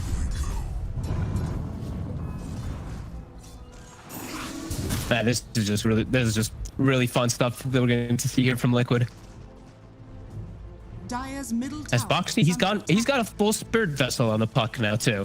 So versus that Death Prophet, it's going to be really effective. No Yule still finished up for Limp either.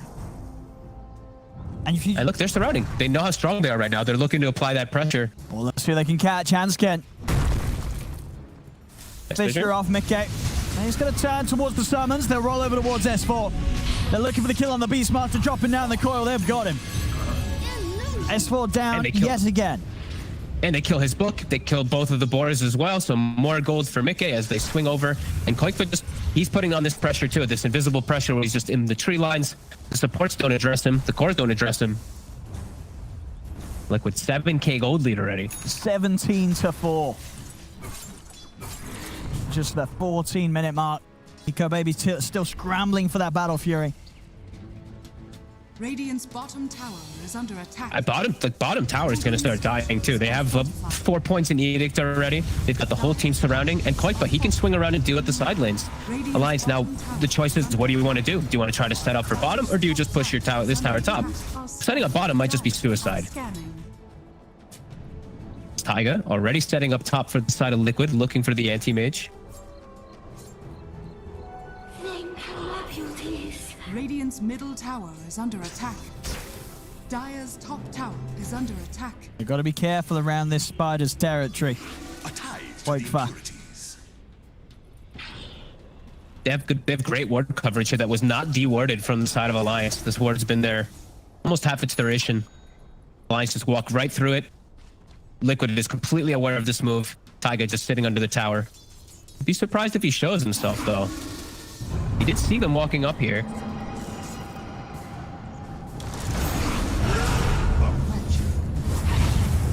See the jump in here from S4 as he tries to commit with the Roar, but he's just going to die for this. They just run him down with the Vessel and the magical damage over to the side. They've got the Dream Call out onto the two of them. Insania getting a little low, but even as it is, Liquid, they're not losing anyone. Even with Alliance popping the ultimates. Roar, Exorcism being used, but Liquid, they're still fine to fight. Alliance has to bail completely. Exorcism's used. They can't actually go for this. Nico Baby will get at least the time to be able to farm because of that pressure that they've applied, but they do lose S4. They lose his minions again. Koikfa farming up a storm. He's pretty much got BKB done with that defusal. It's quick. It's very quick. Very fast stuff here from Koikfa. Of course, at the moment, our internet not quite the same speed as Koikfa's farm rate. I do apologize, ladies and gentlemen. We are having some slight issues here, so hopefully you can hear me over the current PowerPoint presentation that you're witnessing. But you know, make sure to take notes of each slide, as there will be a test after, and hopefully soon we'll be able to fix the network problems we are. Hold on with us, God. And hopefully you can still hear us. You'll be fine. It's not you, Bob. I mean, it might be you. Maybe you connected us and gave us some sort of virus on the old net. Oh, Nico Baby. I don't know what you've been downloading. As Mickey, he's in onto Nico Baby. Nico, I mean, this is the thing, right? Nico Baby is quite a tough kill. Unless they can keep him chased like this. Okay, he's not tough at all. They've got him perfectly locked down there, Tiger and Mickey. Tips are out. I mean, Liquid, they are feeling themselves here now. But it's 19-4. Being able to kill the anti-mage. No, this is pretty much at this stage, right, the one hero that, if Alliance are able to get space for Nico Baby and he is able to free farm, he's still going to be that incredibly strong hero against Liquid's lineup. But if they're able to shut him down and find him like this, it's just not going to get to that point where he's any sort of terror to them. No, he needs at least another 15 minutes before he's able to fight versus this lineup. And Liquid, they have all the tools to actually hunt him with this Earth Spirit, with this Puck, with this Lash, super mobile heroes, and even with Koikfa. If Koikfa he blinks into the wrong spot, Koikfa will kill him too. Not easy at this point for Nico Baby. And like we were saying earlier, it's really just Alliance has to go to full split push because of how devastating everything happened. Like, it's 4-19. Wow. Things have super crumbled for them. Insania setting up bottom just in case they try to make anything happen onto Mickey, and Mickey is going to be going for that build as we kind of expected him to go for. That Bloodstone really effective with the Oracle, and they're going to have this crazy timing where they can just force the hand from Alliance. I don't know how Alliance fights into all this. They do have Blink Shaker. He's having a bit of a poke at Roshan. He gets the roll in. The roll's going to be laid down, but Koikfa with the BKB heads straight over towards Nico Baby. Nico Baby, is he able to jump out in time? He can't get away. Mickey, he lands the stun. He locks him down. They've taken out Nico Baby. They've taken down S4. By the looks of it, they're going to be able to find Limp as well. He's so low. As Boxy's able to burst down the Death Prophet as well. 3 cores dead on Alliance. Liquid just continuing to roll over them here with this crazy, crazy play. And that same ward is still there. It's got 5 seconds left on it. A full duration ward in the enemy triangle. Taiga, he gets the good initiation, controls the Earthshaker, stops the blink potential. And look at Koikfa, how he plays the Brood. He sent the Spiderlings all the way to the right side in case an Echo Slam even does come. Very prepared Liquid, an excellent fight. 3-man coil. Everything going perfect this team for them. I mean, what do you think sort of Alliance are saying to themselves at this moment? I mean, how would you go about discussing how to hold on in this game and to and turn it around? Because so far it really is Liquid just completely in charge, and I think Alliance probably just caught a bit off guard by this draft and the way Liquid's executing. I think you're just going to have to start blowing Echo Slams on single heroes. Like anyone that you see that's split up, you have to just start going for like multi-ults onto them to just start to catch up. Because if you do make it to later stages, can still see how Nico Baby is very strong versus this draft. But they have to make it there. And it's starting to get out of control completely. He's got no space to farm on the map. I mean, so I feel like they really need to start. Hunting him every single time. They're straight down. Nico Baby is into the trees. Mickey trying to find him. Nico Baby's got no DP for 30 seconds, and the setup's there. Boxy, he's in with the coil. They're going to catch him yet again.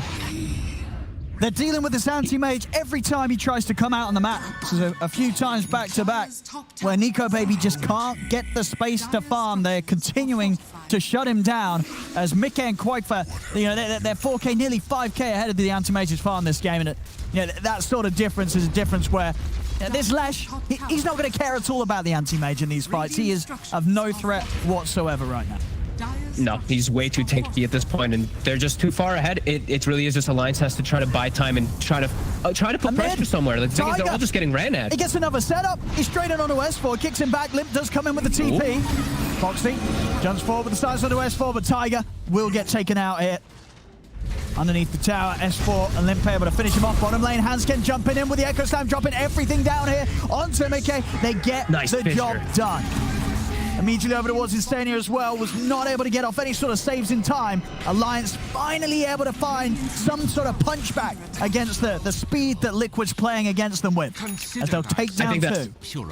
I think that's exactly how you have to do it. They're very fortunate that they had a ward on the high ground too. They saw the Oracle, so Hansken, he echoes, lines up the fissure nicely, catches the Oracle with it too, but I think this is how they have to start playing this, is just throw ultimates onto single heroes. Anyone you see on the side of Liquid, you have to just start killing them or just start forcing reactions so that Nico Baby can get out onto the map and farm.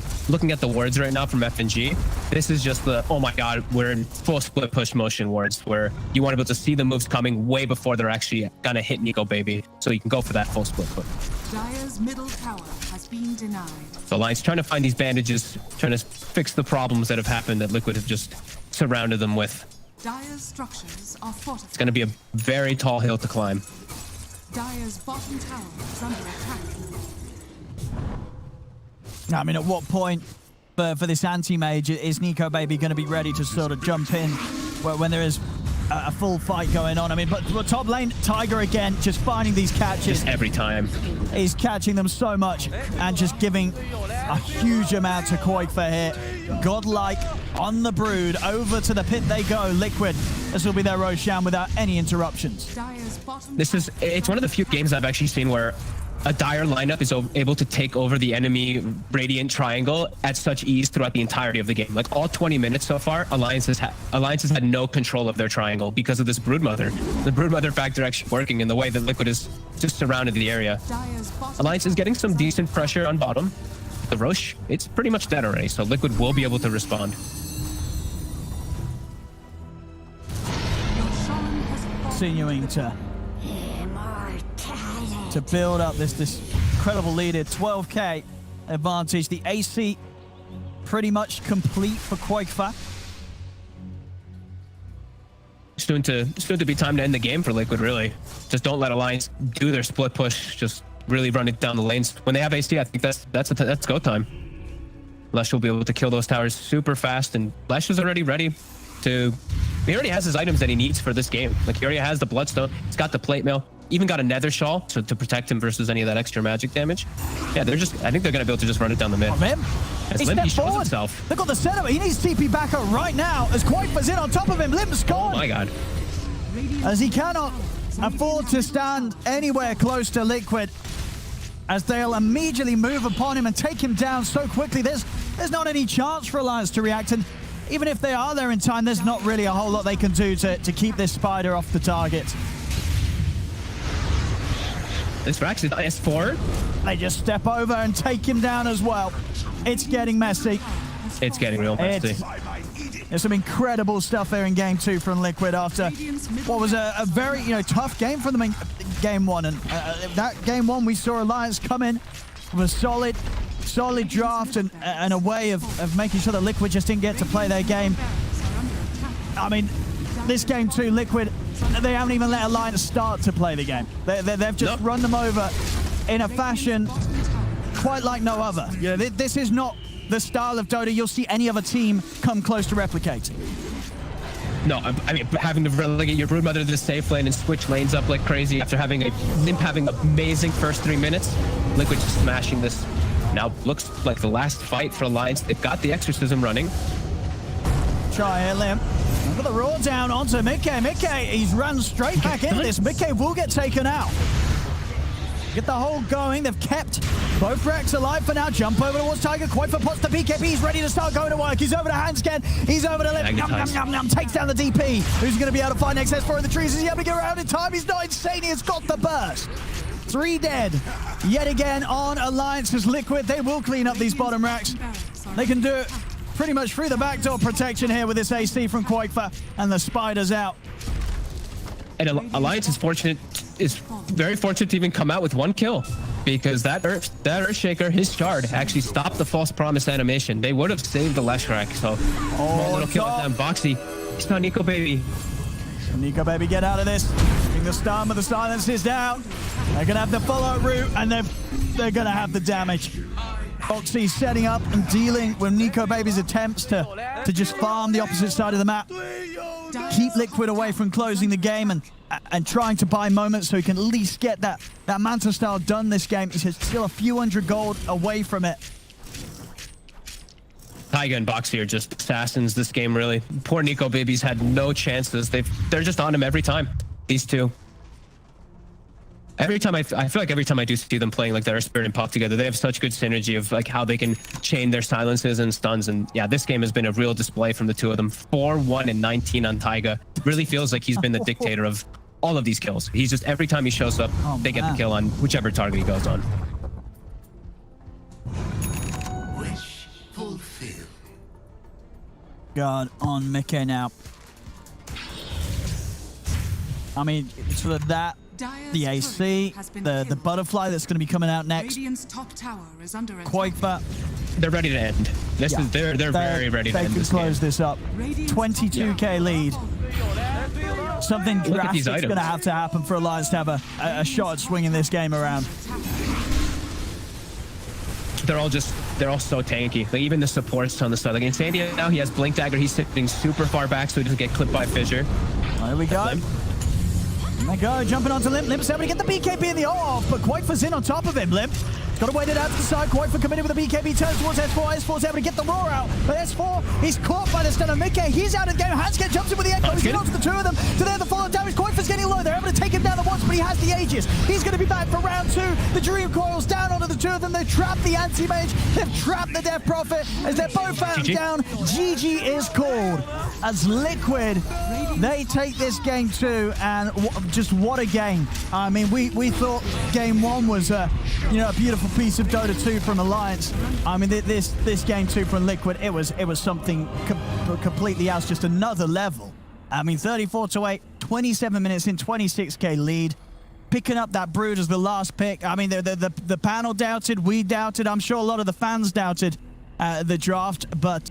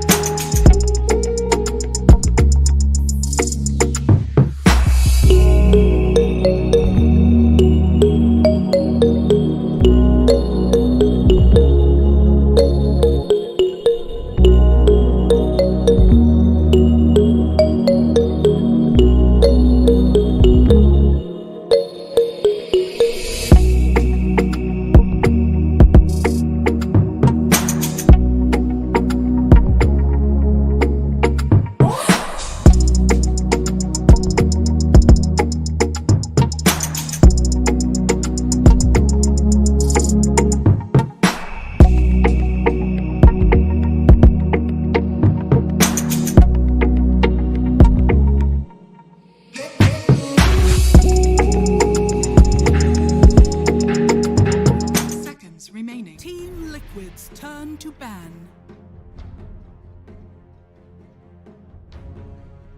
Alliance's turn to ban. Team Liquid's turn to ban.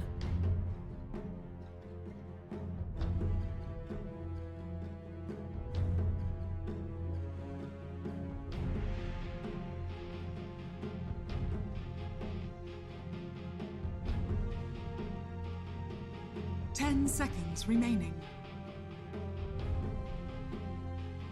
5 seconds remaining. Alliance's turn to ban.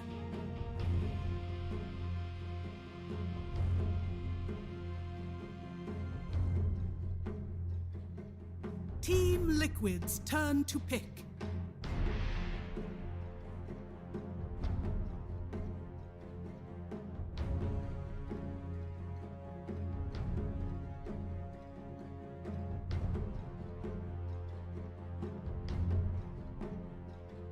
Ten seconds remaining.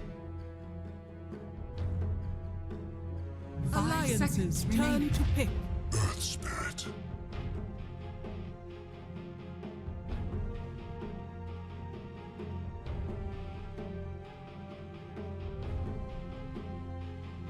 Game 3, the decider game here between Alliance and Team Liquid. The game that we hope is going to be a little bit more even than our first two, which was a stomp both ways. That's why we are in a Game 3. Let's see what the teams have learned from each other with the draft, as we are ready to show you that draft. We're joined by Brian in the draft as well. We have Kyle and T-Guff still with me. And I believe it's going on right now, so I want to see it. It is, Shiva, yeah. It is. Yeah. It's going to appear any second now. We're going to see... Any second now we're going to see it. Alliance will be second pick and Radiant. No. There we go. Close enough. Look at this. Look at this. And look at the development. Liquid banning out the Alchemist because Alliance is second pick, and they are scared of Aghanims being given across the entire team. Or to one key hero. The Bloodseeker that got banned out last game in the second round when they picked the Earth Spirit, they're now upgrading it to a first round pick. You have the reliable displacement during the rupture from the Earth Spirit already. Maybe they'll look to get another one or two of those, maybe a fear mechanic like the Lone Druid. I'm not sure if it's going to be an offlane or a safe lane Bloodseeker, the benefit of early picking a hero that's flexible. I do want to point out that after game 1, I believe it was T-Governor that said to me, wow, Alliance, this next game, they're just going to pick Lion and Tide and run over the second game, which obviously they didn't, but now they're going to try it for the third game. Yeah, I think this is one of their best strategies that they have under the belt, outside of having Keeper Light in their team. There's a Lion and Tide onto lane is so devastating. If you ever try and kill the Tide, you're dealing with this Lion Earth Spike. You've got the gush, the damage, the control, and it is so scary to pick some heroes into this. So yeah for sure, it's very good. It's cool to see in this decisive game, just because the motif of legacy and how that's impacted both the captains and teams we still see on top, and also the way drafts are developed. Because this Lion Tide is something we've been witnessing since the earliest TIs. Like, this is something that ROTK and Zhao 8 would pick for their squads. S4 back when he was on Alliance the first time, with Lotus still on the active No roster. Tidehunter, picking Tidehunter a hell of often. Yeah.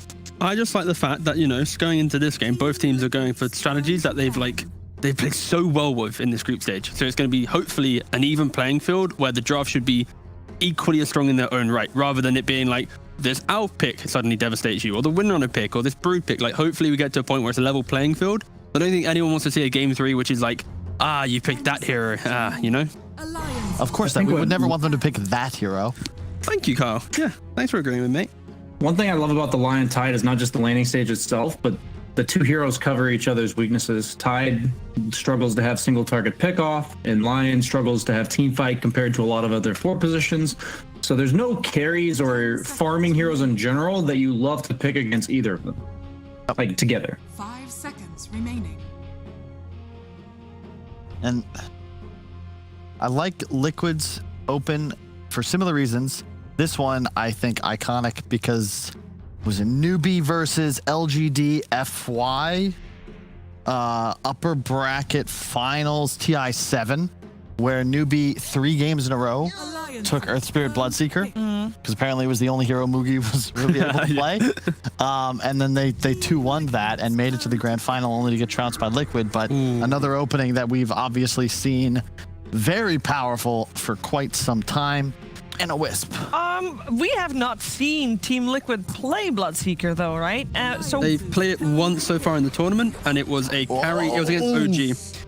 Carry Gross. Bloodseeker with OD Lycan. Yeah. But it's showing that the one game they have played, it's been carry. I think from the 3 bans that Liquid had put into play, Wraith King, Lifesteal, and Morphling, Wraith King was in that game against them, and it made their lives pretty difficult because it was about trying to kill, kite, and prolong. And that's where, especially when Alliance already have the likes of a Lion Tide, these heroes are like the best at owning a fight, especially with Bloodseeker. If he is the carry, he doesn't get in and out. He goes in, gets blown up if he's not decisive with his kind of But execution. now there's an Undying.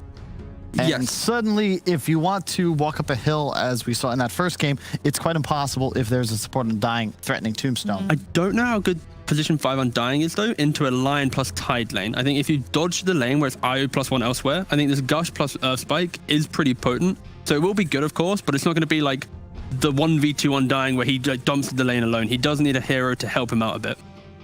My biggest emphasis this game, since what we saw happen in game 1, is that they're probably going to run the Undying safe lane, and they're probably going to need the Earth Spirit to roam there at some point. Yeah, so exactly. it's the boxy hero that needs to not be punishable while that's happening, I think, is going to be the deciding factor of how I look at the laning stages in game 3. Yeah, that's very true. That is 100% the thing that and Liquid need to do. Death Prophet, pretty viable here, available for either side, really. I would not mind it. This is the big pick, though, for Alliance. They've got to commit to something for either Nico or Limp here, and you haven't really seen enough to feel quite confident. You don't want to get... Troll is still fine as like a casual troll. You cover yourself against the carry Bloodseeker, you can fight pretty well, and obviously Io Troll is also pretty potent. But again, here's another... I think it's still pretty fine. Weaver. Ooh, Weaver there's the Weaver. time, back Saw in this, time. And from we saw Nick this earlier today as well. Yeah, exactly. It's the Eye Weaver, But super high speed, They very just picked aggressive. it into Bloodseeker, though. That is They true. did. Too bad the Grimstroke is banned. Would have been nice, but they already. I know they already have the 5, but Luckily, Relocate won't insta-kill the Weaver True. once he's ruptured. Yeah. It's also just, it's about pace, right? We saw this from the Enigma World League, both games. They have the pace. You play around the Tombstone and eventually overwhelm. can you not easily get rid of Rupture actually with the Relocate? Yes, Isn't that a but- very easy tool to use? But you then you remove Weaver from the equation. no, but you're only a trading little Elo bit. for Like you Rupture. don't have to go that far. There's like a minimum distance you have to go. But Rupture, like the Weaver can't play Dota then. Yeah, you'll Yeah, he save. can. No, I mean like the Rupture goes away when you. No, it doesn't. No, it doesn't. He'll still be ruptured. Yeah. He just will have to stand still. He'll have There to is a watch the spell fight. that is removed though. It's dual. Yeah. No, I'm not thinking of duel. I'm thinking of something else. Can't remember what. Something Pop that doesn't take quiz. damage when you're far enough away from it, but I don't know what. Don't know. I think the Weaver is a Don't nice mind pick me. nowadays compared to prior, just because usually Weavers go for the Sanjin Yasha. Impetus. The IO allows you to go more of like a utility, like luxury build because of that extra defensive aspect. And the Sanjin Yasha giving 25% status resistance. I think Bloodseeker was always countered by status resistance with the Satanic builders. And Weaver's one of the few heroes that has an innate way of healing himself. So even though he does rely on moving around, I think this patch, the matchup's not nearly as bad as it used to be. OD, one of the few laners that can really cause Weaver issues early on. I'm curious to see how this lane bottom ends up going, because it's going to be an incredibly volatile lane one way or the other. If OD gets an earlier Meteor Hammer, suddenly Nico Baby won't be able to lane. But if it goes the other way, suddenly this hero with no recovery mechanism, the OD, will be quite useless as the game goes on. This is the exact kind of triple lineup that Liquid ran against OG, which was the Earth Spirit Bloodseeker plus OD. they kited that game so beautifully, just baiting out these key spells, and they completely dismantled OG. And that's what they need to do again in this game against It's what they did in that last game too. It's these cheap, low cooldown abilities that they just kind of rinse and repeat. One round, back off, reset, another round. And you can do that so easily here. But I think for these heroes. Then their Lycan is still on the pool. Surely that's the core that they want to get with this duo, because it's almost the exact same. Not into the tide. No? Yeah. I think the key thing here is simply the positives for Alliance. Simply, this OD shouldn't have a free lane, but he's all about abusing that carry, whittling him down. And when you have an IO, it's really hard. But also you have this fact that IO plus Weaver already gets on top of you. OD doesn't like that, especially when he doesn't have Imprison up. So to me, this game's all about shutting down the OD offlane. Don't give him a quick media hammer. Survive the offlane and have a good mid matchup. I'm like huge. I love the history of Dota. These bans even coming out. The Quap was the standard. Was it newbie as well? It was either newbie or LGD. The Tide Lion Quap was the only way Quap ever won games, was when Maybe was playing it. They had the massive team fight of the Tide, and then as Brian was talking about, that individual pickoff of the Lion is perfect. You also don't really have actual disables, and Quap Shiver can blink naturally far enough away from during Rupture to not take Rupture damage.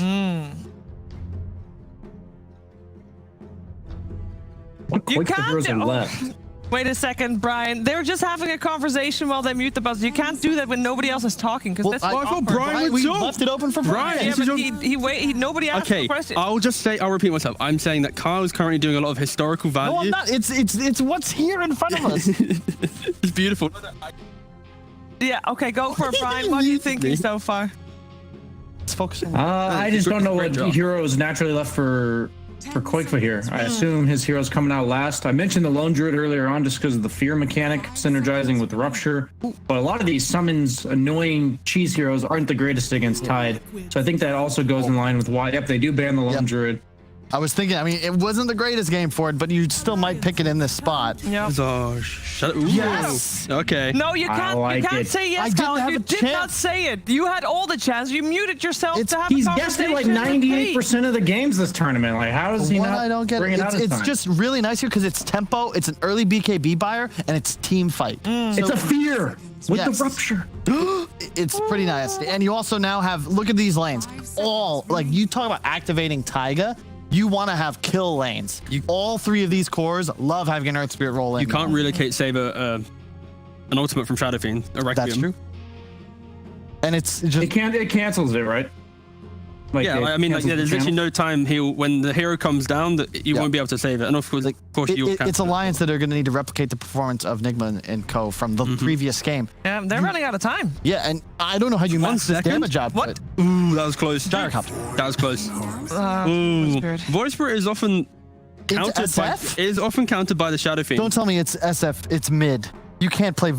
Oh my god, they went mid Void Spirit into SF. Wow. They're throwing it down. As their overall final pick. That is not what you typically would see here. I thought they were going TA for sure, knowing Limp, but I don't think this is great. Big picture, I don't mind this too much because now it's too good of a Bloodseeker game, right? Think about it. There's so many good Rupture targets. You want a Void Spirit or Weaver. You know, there's like, you have to buy Axe now, no, but like, Alliance really just look at their own draft. They needed someone to initiate the fights, play into the game with Weaver. I don't mind it. It is into a good counter and it's into a Bloodseeker. It's not overall great, but it's Alliance going for their good draft rather than looking at their opponent. Final but thoughts, Nigma did that Brian, earlier today and it worked for them too, Kyle.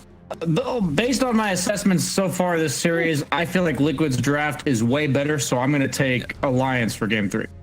Okay, perfect. I love what Liquid did here. I think that in both the previous games, that overall last pick changed the draft. I don't think this did it for Alliance here. However, I also promised Blitz I would not jinx him and his team. So I don't know who will win, but I'm a big fan of what Liquid have here.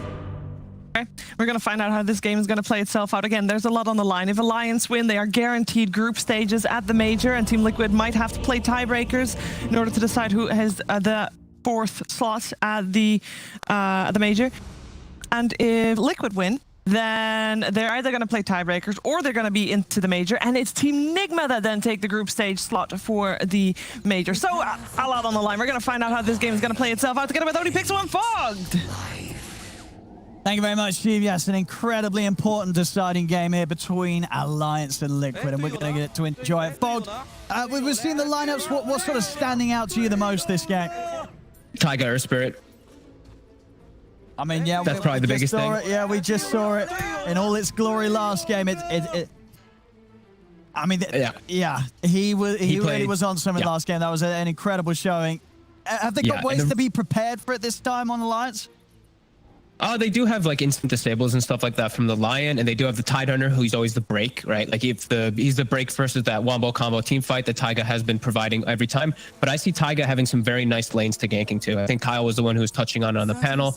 A Nurse Spirit rolling into a Shadow Fiend's lane, a Nurse Spirit rolling into an Astral Imprisonment lane, and a Nurse Spirit rolling into a Bloodseeker lane with Bloodright. All sounds pretty damn good. Hanskin's gonna walk in. On the setup, always trying to get out with the tether, but he's not gonna make it, Taiga. He's able to put it to a stop, and well, it looks like the show continues here in Game 3 as Taiga, he'll start underneath the spotlight here, getting first blood.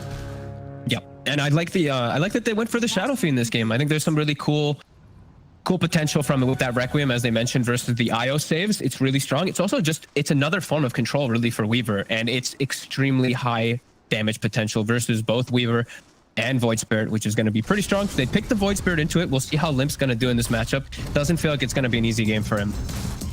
No, not at all. I mean, we could definitely feel it in the draft, right, with the timer ticking away that Void Spirit may have very well been what's a good hero? Void Spirit. You know, It did look like they were really under the thumb there and had to come out with something before they were forced to random.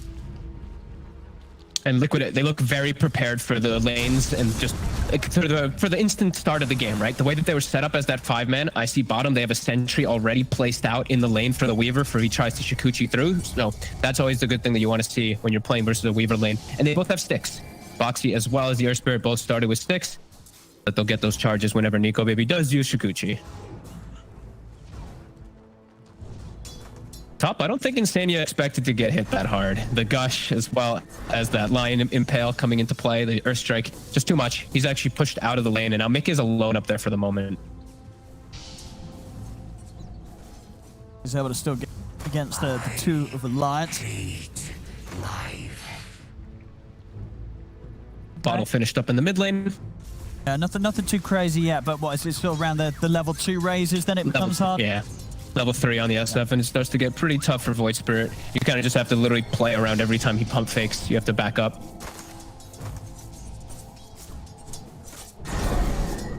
Bottom. They got the setup here. Hanskin. Tiger's got the timing, but the Fairy Fire will keep Hanskin safe. And now Taiga himself. And Nico Baby's actually okay, going to for Boxy instead. He can bring down this OD, but Boxy, of course, as an OD, having a fair bit of armor here in this lane. And his right clicks aren't going to bother him too much. He's able to live, pops a salve, and keep in the lane. And we did have a sentry for sentry exchange down happen. Hanskin did buy themselves one to be able to cover and protect Nico Baby. Nice little dodge there by him. Seeing Limp doing okay in mid. You've seen the last hits, but he doesn't have bottle. He's gone for the null early, so he has a decent base damage. Had to use a salve already. He's gonna have to expend a lot on regen. While Koikfa, he just shoves the lane in with a bottle. Feels really good as he can just set up for potential triple raise onto Limp.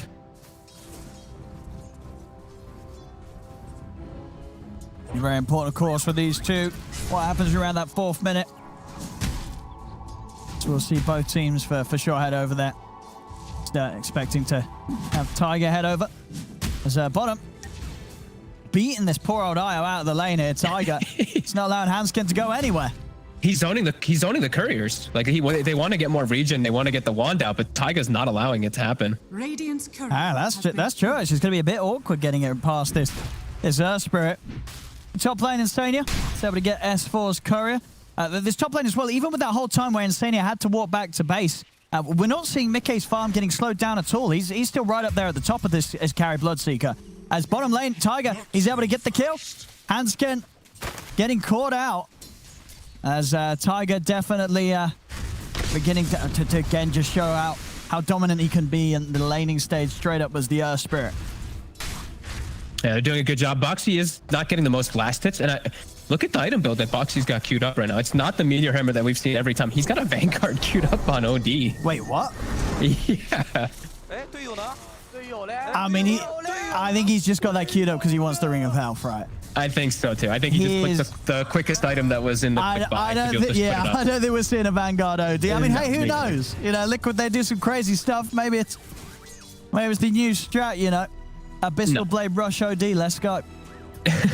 No, the meter hammer is always going to be really strong here, as it's going to be able to apply pressure onto Nico Baby early, and he should be able to get out a good timing with the start. He's missed a couple last hits under the tower here, but with Taiga here, he should be fine. And yeah, going back to you talking about like the Bloodseeker top, I think Bloodseeker and just these very high armor agi heroes are the better solutions versus Tidehunter, because I've seen a lot of times these strength heroes, they're getting picked up versus Tide, and they actually get put negative in armor when they get gushed. These agi heroes, whatever, you're chilling. You got like 4 armor even if you do get gushed. So Mickey, he's doing just fine. Yeah, mid lane. Well, we're starting to get a bit of a lead on Quoifer, but all things considered, you know, Limp doing as best as he can in this matchup. Yep. Oh. Jeez, that was close. As you say, that almost does go down to a third raise. Does have the raindrop. He's gonna get pushed out of the lane a bit, try to farm that 6 safely, stack some camps too, and secure a bounty run for himself. So all things considered, I think Limp is not too unhappy with how that matchup did go, and he does have some stacks to work with. Bounty. I think not. So, Mickey is ready to start getting aggressive here. FNG, he's out of the blood brine time. He's allowed to turn, drop down the stun, but the zombies are chasing him down, and FNG, he can't run from this. Blocked off and taken out. They could get the kill top. Same time down bottom. Nico Baby's very low. And it's going to be enough. Dead. The Astral's just going to straight up kill him.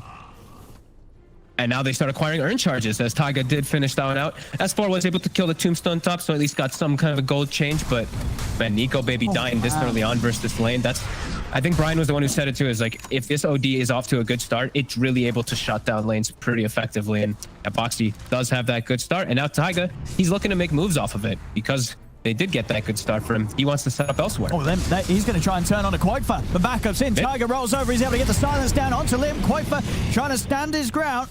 Got to keep to the side. It's Mickey. Well. He is indeed Limp. He's not got anything else to run away with. They're going to get him for sure. The setup's in as Quoifer cleans up the kill with the raise. Same time down bottom, Nico Baby's going to look for the dive on Boxy. He'll get the kill. TP's coming over. Can Taiga punish this? He's a little low on mana. Actually does have 10 stick charges if he wants to go aggressive. He's going for Hunskin. Oh, wait. That rolled him to the right. I think that was weird the way it rolled him, the direction.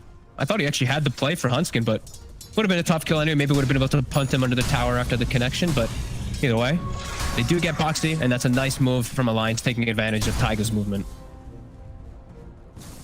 As Taiga's fresh ward will get dewarded by FNG, as he already did have that one placed up to guard the Void Spirit. Quoifer already with a stack or 2. He's going to be on track to get a very good boots of travel timing on this SF, so his farm's going to skyrocket. And Limp's just going to have to play a bit of the comeback game, of course, just not getting nearly as much as Quoifer was able to do out of that lane, and almost certainly having to spend quite a bit more on regen so he can just withstand the damage from this SF in that matchup. Yeah, all 3 lanes have gone pretty damn good for Liquid. S4, he's the one who's the biggest winner on Alliance, as he's able to just stay and hold his ground up top, which is very nice for them to be able to defend the towers that will start, the pressure will start coming out from Liquid soon with those bots. On mid, Limp. That's a good sign. And mid, Insania. Ooh.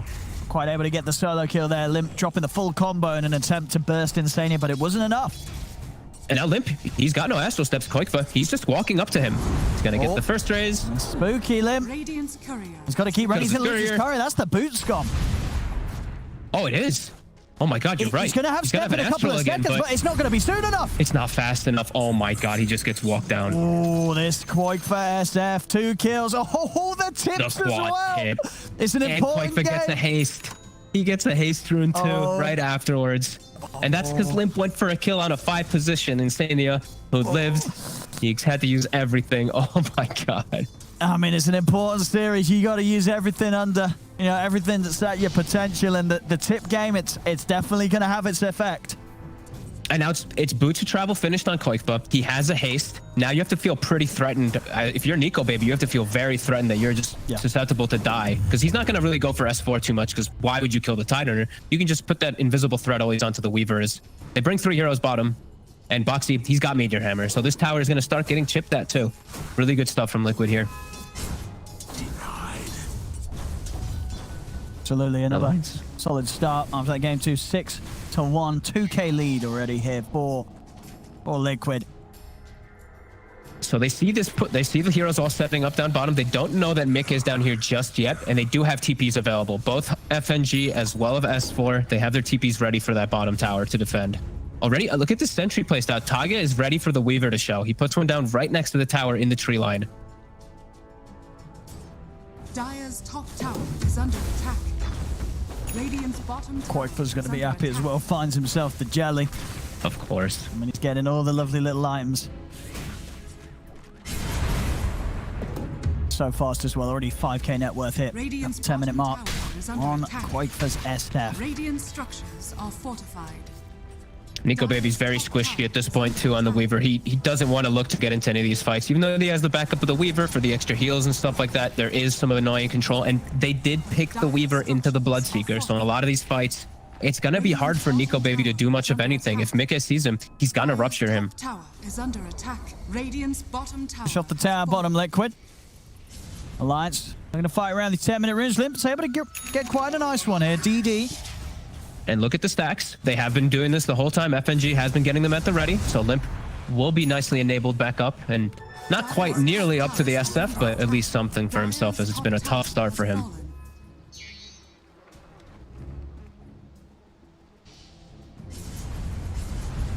Onto the mid lane. They've got that Meteor Hammer, so Boxy, wherever he goes is where Liquid goes. And Alliance still yet to make a move with S4 to look to defend these towers. Radiant structures are fortified. For the twin. Ravage at the ready. Dire's They've got good burst. DD's still going on Limp. FNG's about to tick 6. He's like 1 experience away from getting it. So Yeah, this these- creep will these give it to him. Yeah, they've got a lot of burst. They can absolutely blow up pretty much any of these targets if they catch them in the Ravage. Quite fair. He's actually heading out of here. He's going to start pushing out top. They know that they're here. Insania, he'll get left behind.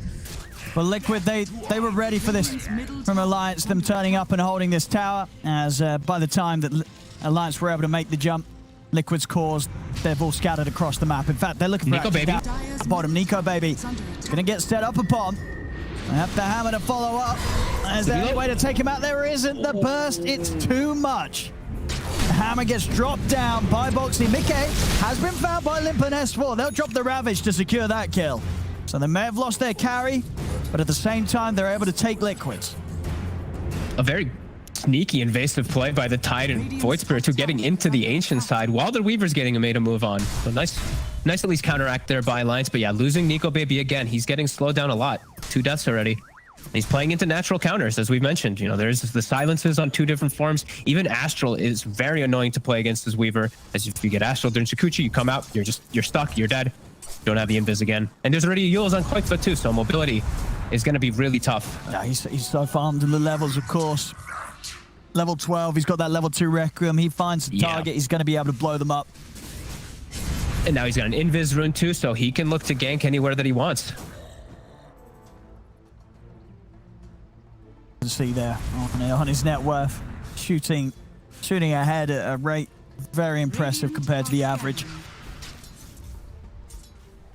They're going to smoke. They're going to look for these plays here, as Boxy's the one to set it up. But they can get the initial stun onto pretty much anybody. They're just dead with Quakefoot's follow-up. And there is no Ravage at the moment, so they know that they can go for these more aggressive plays. Let's see what they can get here. Limp. They're going to have the setup. And they're able to follow up on him perfectly. Hammer perfectly timed. Silence as well from Tiger. Was instantly there to give no chances for Limp to jump away. And they know at the moment that Nico Baby and Huntskin are farming Ancients, they actually have vision of them. The Thirst vision is giving it to them, so they know that they can make that play as well too, and even commit forward for the tower. Radiant's middle tower has fallen. Dire's top tower is under attack. 3K lead, and honestly, I mean, we saw last game Quakefoot have an insane performance on the Brood. This one really is sort of turning out to be another just ridiculous showing on this SF. He is so farmed right now. These item timings are got to be some of the fastest we're seeing. Bots, Yules, already nearly halfway into his BKB. It's just 13 minutes in. it feels like they can do so much on the map without having to commit too much of anything in a lot of these fights. While I look at the side of Alliance, I feel like they have to have Ravage to fight. Pretty much just entirely. Just because of how bad the lanes have gone. And they can blow up a target. Even Quaker, if they ever get in the jump, they've obviously got to watch out for Boxy coming in with potential saves with the Astral. With the Ravage in the finger, they're going to have burst. Insania standing on the spot to break the smoke. So is Taiga. We got Nico Baby's heading in. S4 jumps forward. They're going to look towards Boxy. They'll be able to take him out without needing to use the Ravage. Now up to the high ground Alliance. They're searching for another target. They're heading the way of Insania. Indeed, they're going to fight back here. On the side, FNG drops the Impale onto Tiger. S4 still holding onto the Ravage for now. They've found Quaker. They're moving in. He's able to get the Requiem off, though. Tiger landed the silence down on S4, but now it comes to an end. S4's able to pop the Ravage, but Quaker dodges it, and now he's ready to turn and start laying down the raises. They bring down S4. Quaker healed up by the Soul Rip. Nico Baby and Hanskin, they've got to run over to the back. They've got the hammer combo. They drop it down. Hanskin's TP'd out. He's left Nico Baby behind. Nico Baby's got to fend for himself here, and he'll manage to do so as he's into the trees. He TP's away, but another fight. That buyback as well, very much needed. Boxy having that extra bit of damage and control to bring down Lip. More tips come in the way of the Void Spirit as Liquid know they are making this game very, very hard for this Limp Void Spirit, a hero that was already almost panic-picked at the end of this draft. They got the relocate. They might be able to turn and take Quaker hit. He's going to have Boxy by his side. Quaker, he's going to go for the TP. Is he going to make it away? He's not. They've got the damage. They'll be able to do it. A big hit finally back from Alliance as they get the SF. That was actually Quaker hunting for the line, and FNG just a quick call for the relocate. They're able to get the numbers there, and after a really scary fight from them too. Like Alliance, they walk in, they don't have everything connect perfectly. Even though as far as Blink, they need to get the Ravage off with everyone there at the time. Liquid, they were prepared, but they will lose the Shadow Fiend at the very least. And now Quaker, he's gonna have to respawn, farm some souls back up before they look for another fight. And that will give time for Alliance to get the Ravage back online. Absolutely, yeah, the biggest kill they could have found there. No doubt about it. With how good of a game Quaker was having. Nico Baby starting to really close that gap. Illusion. And he gets swung top too. You know, the relocate is actually just like a double benefit as he does get pulled top to be able to continue farming and pressuring.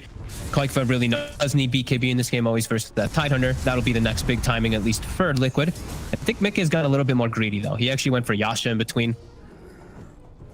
Wants to stall out that BKB a little bit longer in this game.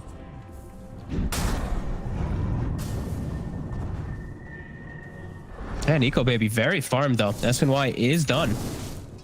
So we see that mobility, see that status resist going to definitely come into play. That could maybe mess up the combos. Seeing a couple of times maybe the Astral plays might not go as well as they have been now because of that status resist. Sure, yeah. He's got to keep aware of that timing, that setup. And I love just watching the move speed too.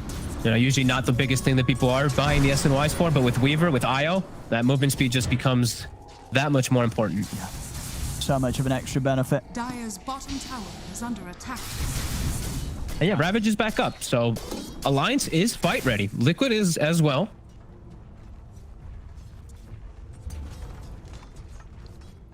Both teams do want to sit back and finish up a little bit of an item or here or two there. As Liquid really wanting the BKB in particular. Once they get that one, they're going to look to fight versus the Ravage much more frequently. As Quaker does almost have it done. Dire's structures are fortified. Dire's bottom tower is under Look attack. at this tower. Radiant's top Tier tower 1 down is bottom, under not going to be defended by Liquid as they let Alliance take it. Dire's See where Alliance want to make the moves next. Nico Baby. Radiant's top I'm gonna see tower if he is can- under attack. Something up here with FNG, but Mickey's out of it. They know how strong they are right now on Alliance. Whenever Ravage is up, that threat is scaring Liquid quite a bit for making any aggressive move. They do see the S14 under TP toward top though, and they have the squad on top of Limp right now in the river.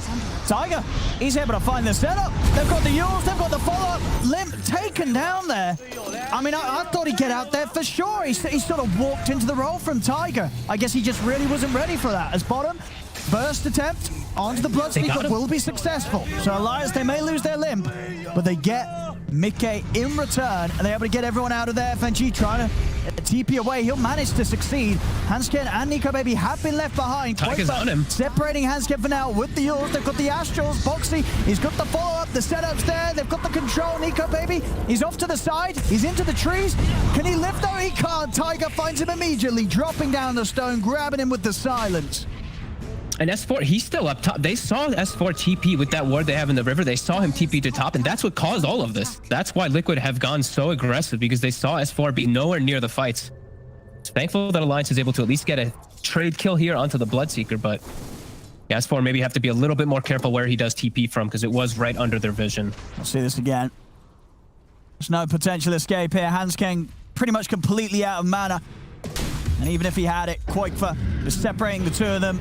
And you know that every single time, Tiger is always going to be ready with the silences. And Boxy, he was prepared for that SNY. He immediately started popping the Meteor Hammer as the Astral did go down. And that's, you know, that's the time where Ravage was up during all of that one. Liquid did not have BKB on any of their cores. Now they do have a BKB on Koikfa and level 17. So a little bit of a maybe opportunity missed for Alliance with that TP from S4. Structures are fortified. I mean, is that sort of what you feel that Alliance just need to do differently? They just can't show the tide like that? He wasn't that's the thing, is like he wasn't in the river when he TP'd. He actually moved up onto the Radiant side, but it literally just caught vision of him for like a split second. It was a heads up play from Liquid. It's not really anything that Alliance could have planned better. Sure. Invisibility. Liquid each time getting a very solid jump on Limp. Limp struggling so far in this game, 1-5-2. He has nearly got the Axe though, and still with that, he's going to have a very large impact in these fights. There's mid lane. S4 in mid. He's under a sentry. He is. They've got the combo ready to go, but a little bit off the mark there. Ends up doing barely any damage. They don't quite set it up perfectly. They'll turn and take the line instead. But that is the Requiem down, and of course S4 still holding on to the Ravage, so he's still good to go. It was pretty tough for them to kill him anyway. He has Hood. He's actually very tanky versus their lineup, so it would have been a tough one anyway. Without Rupture, not really a good way to kill them as Alliance. They split out of bottom. They TP top. They know that Nico Baby did TP up there. Let's see if Liquid looks to make any move with that information. They draw the line to push out the bottom. I feel like we probably won't be seeing the Requiem on S4 again. Mid. Yeah, I've got the Axe done on Limp. That's pretty good. It's not going to be as useful versus the cores, who are pretty close to that triple BKB timing on the side of Liquid, but the supports, that's gonna be problematic for both Taiga as well as Insania. Just those constant silences. They are a lot of the team fight that Liquid does have, so if Lip is able to get on them, he could break the team fights pretty effectively. No, for sure. I mean, yeah, sure. You know, the cores, they're scary, but I think if you can get yourself an item to silence the Tiger Earth Spirit twice in a team fight, that item's definitely going to pay dividends. And they still have this ward. They spot Mick. Get the jump. They've got the burst. They're able to take him out before the fight begins. Quick move from Alliance, and this time Liquid, the ones not prepared for it. A deep aggressive ward that's been there for pretty much the full duration. Again, I've seen this a lot of times in these series lately. Some of these wards just not getting D-ward and having paying great dividends, as they also block up the Ancients. They put a sentry down, make sure that Bloodseeker can't farm over theirs. They've stalled his BKB pretty decently now. DD room for Nico Baby, grabbed up in the bottle. He's going to have that save for the next fight. And it's a strong fight, still with the Ravage ready to pop. Do Liquid, do they want to take this? They've got no mid for 15 seconds. They're going to try and start things. As they're going in, BKB, they're dropping everything onto S4. Can they actually kill him? They're not going to be able to do so. Now Limp jumps straight back over. We got Boxley going for the hammer combo. It's going to come down onto Nico Baby, but Alliance, they can chase him for this. Nico Baby's popped the DD. He's going to have a fair bit of damage to beat into this OD with. There's S4 with the Ravage. He gets the three of them. Boxley's gone over to the side. Mickey's coming to the action. He's instantly taken out. If they kill him off, S4's getting low, but Nico Baby is picking them off one by one. Over they go towards the SF. They're going to be able to find Koikfa. As it's a double kill for Nico Baby. It is not over yet. And maybe even more. Straight back over with the Astral step towards Boxy. Boxy will turn with a hammer combo onto Nico Baby, but Nico Baby, he's still good to go. Triple kill for Nico Baby. Over towards Tiger. It's an ultra kill. And now he's looking for the cleanup. They're straight over towards Insania. Do they have detection? Oh, they don't. They don't. Oh, no rampage. Oh, no rampage. Supports reported. See you on Overwatch, Hansken. Liquid, they play perfectly into Alliance's hands. Dude, They blow everything on the Tide, and the Tide just kills. I said, well, they're not going to do that again. They did it again, Fog. They're trying to Requiem S4. What are they doing? I think maybe because they had the level 3 Requiem, they thought it would do more damage, but devastating losses. Mickey, he TP'd in right when he respawned and died. Sanities as well. S4's like, oh, what was that? Radiant are scanning. And then, I mean, after that happens, if that's your initiation, you got no chance in the rest of the fight. S4 able to perfectly wait out. Look at Mickey. The reset on the Blink Dagger. He's in. Poor Mickey. He literally just respawned, TP's in, and just gets ravaged into an impale into getting focused fire by a DD Weaver. A beautiful fight from Alliance that Liquid kind of gave to them. I mean, they absolutely did. It's such a swing. 4K lead now, 4K, and they get the Aegis onto Nico Baby. More time for the Ravage to come back up, and now feeling some pretty big concerns for Mickey in particular. Has this BKB now several times have been stalled out. He's 0, 4, and 5 on this Bloodseeker after having a pretty okay lane. I mean, maybe getting a little carried away this game, Liquid, with the sort of the tipping limp. You know, maybe that's coming back to haunt them. No, as we saw there, you know, Limp, he may have been shut down as much as he did, but at this stage of the game, you got to sort of, as you say, look towards Mickey and feel that maybe it's their own Bloodseeker that's going to struggle to have an impact. It's really going to feel that way. It's like Nico Baby just got injected with so much gold. He's massive. Like a full Mjolnir. He's just massive now. And he's got the amp up of always the tether too, so he's always going to be ridiculously strong. And they have, I believe, almost a solar crest too for him, so they have to start focus firing a little bit differently on Liquid, not going for the Tide in the front. Yes, I think they need to somehow try and get the jump around S4. I mean, it's hard. Obviously, S4 has been playing fantastic with his positioning to the point where, you know, Liquid feel that they have to make the move on him. But as we're seeing, that really is not working out. Even with the multiple ults, they do not have the burst to bring down the Tide. And I mean, honestly, even if they did that, I guess, sure, he's not able to get that great Ravage. But the fight still, it's not going to be a guaranteed win if they take down this Tide. No, it'll still be a tough fight, but yeah, it really crumbled for them. If they're going to try that, they need to have like the Blood Rage on the Shadow Fiend beforehand so he gets a 30% spell amp, and they just need to use like the Flesh Golem hit as well or something. It's tough to execute. Now Alliance, they have such a big window here. Nico Baby's just charging He's chilling. Over to the side, they found Tiger in the trees. They've got the setup. A defensive Astral will buy a bit of time for him. Instead, he's going to drop the tombstone on the high ground by Alliance. They're already down to the low. Tiger, he's up to the high ground. Limp, he's trying to chase. You've got the BKB Requiem coming out onto Limp. They'll be able to find the combo onto Limp. Limp goes down. Nico Baby pops the BKB. He wants to fight. Mike, he's over towards Hansken. Mike finds one. This time around, it's Alliance that do have to retreat and back up. Nico Baby, he's got the BKB already used. He's out for a minute. Roll away on Tiger. Everybody getting below. He's still got the time lapse, but the hammer combo does grab him. He's able to get the time lapse off. He gets it off, and he's able to turn now. He might just be able to find Boxy. He's in with the chase. He's looking towards Boxy. They take down one. He's over towards Tiger. Tiger rolling away just in time. A raise comes out from Koi for Nico Baby's low, but Nico Baby, he's not done killing. He's over towards Insania. They'll find another. I mean, that was close. I think the sanity damage did come in. He was able to instantly time-lapse it back off and keep himself in a state where Liquid couldn't quite finish him. It was like same frame as we see 9,000 damage, hero damage coming from Nico Baby there. He's just able to focus fire everybody. I saw on the sidelines, Mika, he actually ruptured S4. S4 just solo ravaged him. Fight looked kind of decent for Liquid for a second because they killed the Void Spirit, but then the Weaver play comes in. Nico Baby just cleaning up. He really is. And he never dies. He still has Aegis. Dire's middle tower is under attack. Fight's looking very difficult for Liquid to execute now versus this Tidehunter. So huge. I mean, they all are stepping up. You know, even as good of a game as Quoifa had, it's definitely Dire's middle tower is under attack. Seems, you know, these sort of games now where you're behind, even though Quoifa is as farmed as he is. What is he supposed to do in these fights? It's not easy for a Shadow Fiend to play into this aggression now that Alliance can come out with how big their cores are. And with how fast they collapse, one of the things that SF hates playing against is how fast they can collapse on him and burst damage. And they have a lot of that on the side of Alliance now after these last few fights. And he really just feels like he might just be a walking like Blink Requiem with the BKB for the most part in these fights. And that's not great. As Alliance, they're starting to really snowball with these kills. They are top. FNG gets the setup. They bring And Nico Baby and Hansken blocking him off. He can't roll away. Ends all. Oh boy. And Nico Baby, like he's gonna have Scotty finished up at any moment now. So those BKBs less valuable because he's gonna be able to chase through him. Tower is under attack. Level 20, and now they're just sweeping through their jungle. Koifa, he's in a little bit of a weird spot. Uh-oh. Careful. Oh, there's a courier. Easy courier. Radiant's Oh, courier there we Thank go. you. Nice courier. Oh, look at this. FNG, he's got a blink. Yeah, he's not going to Can get he? it. No, he's not. If he did, though, that would have been something. Was out.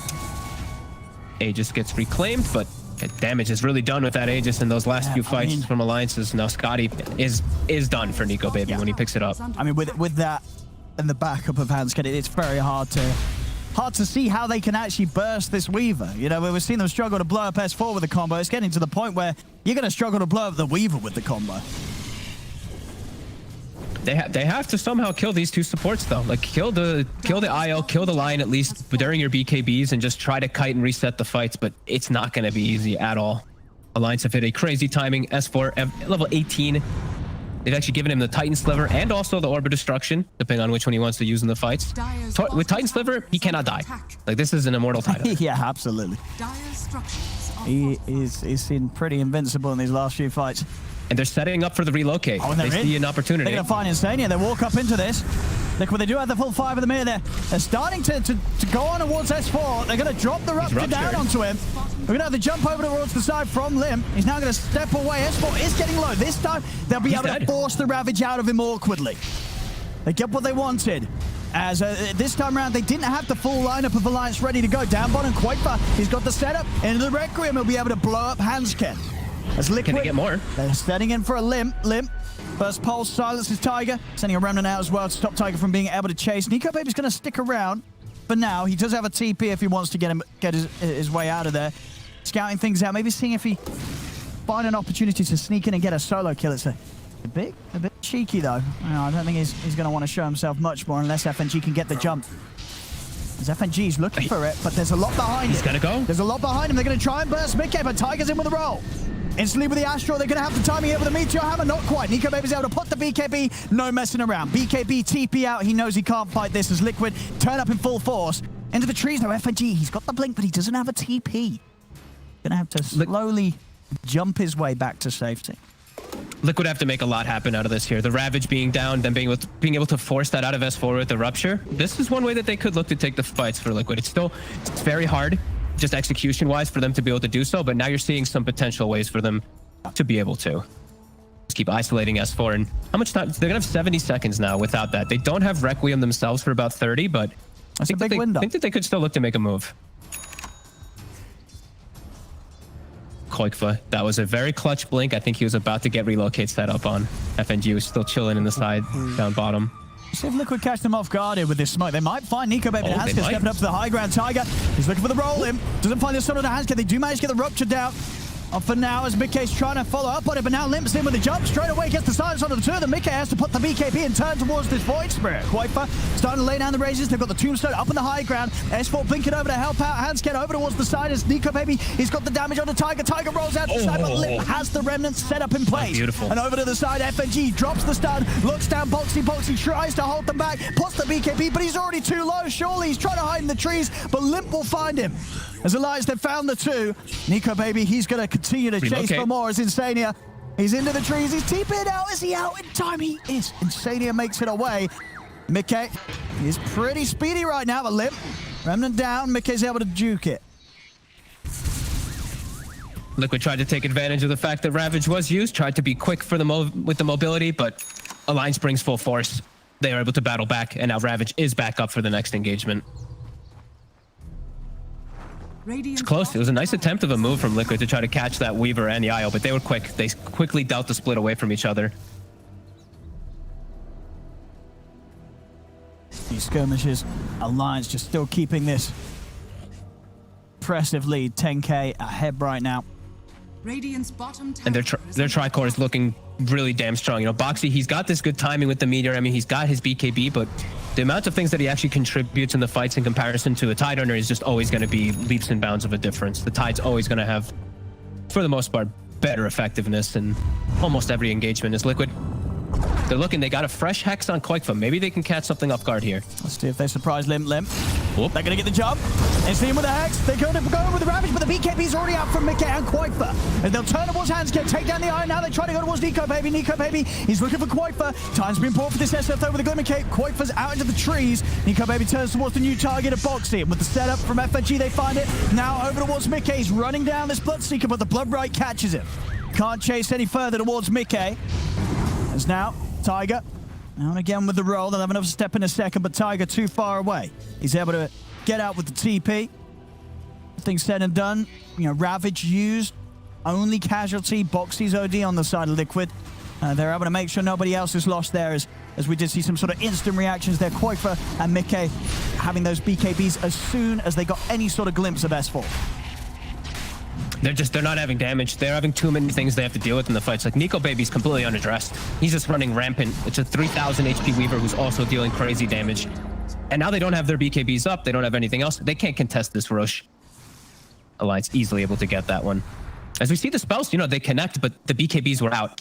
Same thing for Nico Baby. He gets hit by point blank Requiem, but he doesn't care. He's got that invulnerability. And Koikfa, very lucky to actually not be under any vision there. He's able to scurry himself away. As the fights just feel so much easier for Alliance to execute every single time. Yeah, the fact is, as you pointed out, the Alliance is still winning the fight, essentially, when Liquid's 3 cores dodged the Ravage with BKB. You know, it didn't matter. Liquid couldn't punch back. They couldn't do anything with that. And now Alliance 14k ahead. And an Aegis, too, so the Weaver even harder to catch, as he's already been pretty impossible in this game. Koikfa? Ooh. Koikfa has hit 25, so we do have that nice CDR for the Shadow Fiend. So that'll be really nice, as the Requiem seems to be incredibly important for them. They got to get these disables off pre-BKB somehow, though, to be able to remove a hero from the fight. Just not able to, as Alliance with this. They picked up this gem, I want to say, like 8 minutes ago or something for Limp, and he's been able to just take out like all the vision from Liquid. It's been very effective.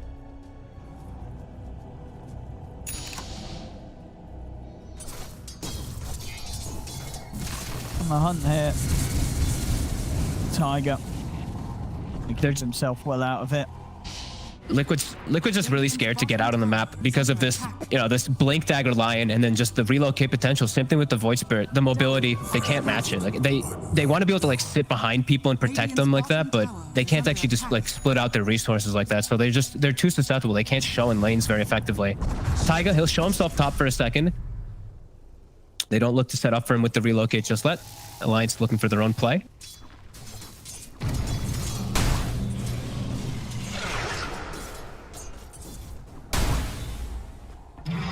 And onto the high ground. And what we've got him. Starting with a rupture. Strong bug. He's just gonna heal right through it. Yeah. The Aya with a mech, with a pipe, with a cheese as well at the back. Nico Baby's more than safe. Dire's bottom barracks are under attack. And onto the racks. What's Liquid gonna do about this? The Lions gonna have Nico Baby kicked in pretty deep here. Mickey has got the basher, but already with the time, that's Nico Baby's out of there. BKB popped by Koikfa, but Alliance, they just able to kite this out. And now Koikfa's got no BKB. S4 still has the Ravage. Nico Baby's able to easily get his way back out of it. And of course, he's still happy to fight. He has the BKB and the Aegis and a Lincoln Sphere. S4 is going to be so ready. If he sees the Shadow Fiend at all, it's going to be an instant jump. It is a quick cooldown, though. Remember, he has the 30% CDR. He has the quickening charm. Maybe this catches S4 off guard, because it's back up in 18 seconds already. That's Nico Baby frontlining this, taking down the racks. How Liquid going to start their attempts? It's FNG actually the first to make the jump. Instantly, an S4 with the follow up. The Ravage is now onto the four of them. They turn over towards Mickey. They turn over now towards Tiger. As Mickey, he's out for 75. There's no buyback on this Bloodseeker. Boxy trying to run with the BKB. He will manage to keep himself alive under the tier 4 towers. Nico Baby, he's ready to dive in though and chase for these kills. Wrapping around the Ancient, looking towards Boxy. Boxy's not going to get the chance to drop down the hammer as Boxy and Mickey are out. Alliance still have the space and time to take at least one set of racks. Probably more here, though, as an 18k lead. And with Liquid just unable to pull together any sort of fight around their cause. Alliance, they have certainly hit back hard here in this game 3. They have so much gold on everybody. S4 has a full refresher when he gets back to base. This is a pretty devastating hit from Alliance. As we saw Koifa, he has to Requiem from the side of the fight. He can't even get into the midst of it all. Alliance, they've taken over. They really have. Second rack's going down. Liquid still without 2 of their cores for this defense. They pop the Lincolns just to put some fear into his heart, but he doesn't really have any fear when those 2 heroes are down. Taiga trying to wait for an opportunity. The wave will disappear, and the backdoor does kick back in at the very least for this side of Liquid. This game, though, I mean, how do Liquid turn any of these fights around now? It feels like they're so far behind. Alliance, you know, they're not the kind of squad that's going to give away this sort of advantage. When they're 20k up like this, when as a team, you know, they're playing around Nico Baby perfectly. And Nico Baby nearly 10k ahead of any other carry in the game. Oof. He's so farmed. I mean, I don't see how this ends any other way than Alliance taking away this victory right now. They are in such a comfortable position. Yeah, they're 4/5 position line is effectively over net worth of the offlane OD. Oh. That's when things have really gotten out of control as Liquid. This could be the last fight for them, making their way out. They do have the 1 ward right now, maybe giving them some slight information. As S4, another great pickup, a Trickster Cloak, and he actually goes for Arcane Blink instead of Refresher. He's got ult up in 10. Oh my goodness. They better be ready for these Ravages. Koifa already having to put the BKB, but the damage from Nico Baby. He's just dying. It's just tearing through him as he'll buy some time with the Yules, but Koifa will fall. He'll buy back. Mickey trying to turn and fight, but he just doesn't do the damage. The Remnant drags back Boxy. Boxy puts the BKB, but they've lost Mickey. They've lost Boxy. This buyback from Koifa isn't going to do anything at all as Tiger will fall. They're going to be able to find him as well. Over into the lane. It's a dieback from Koifa. He's out for 2 minutes.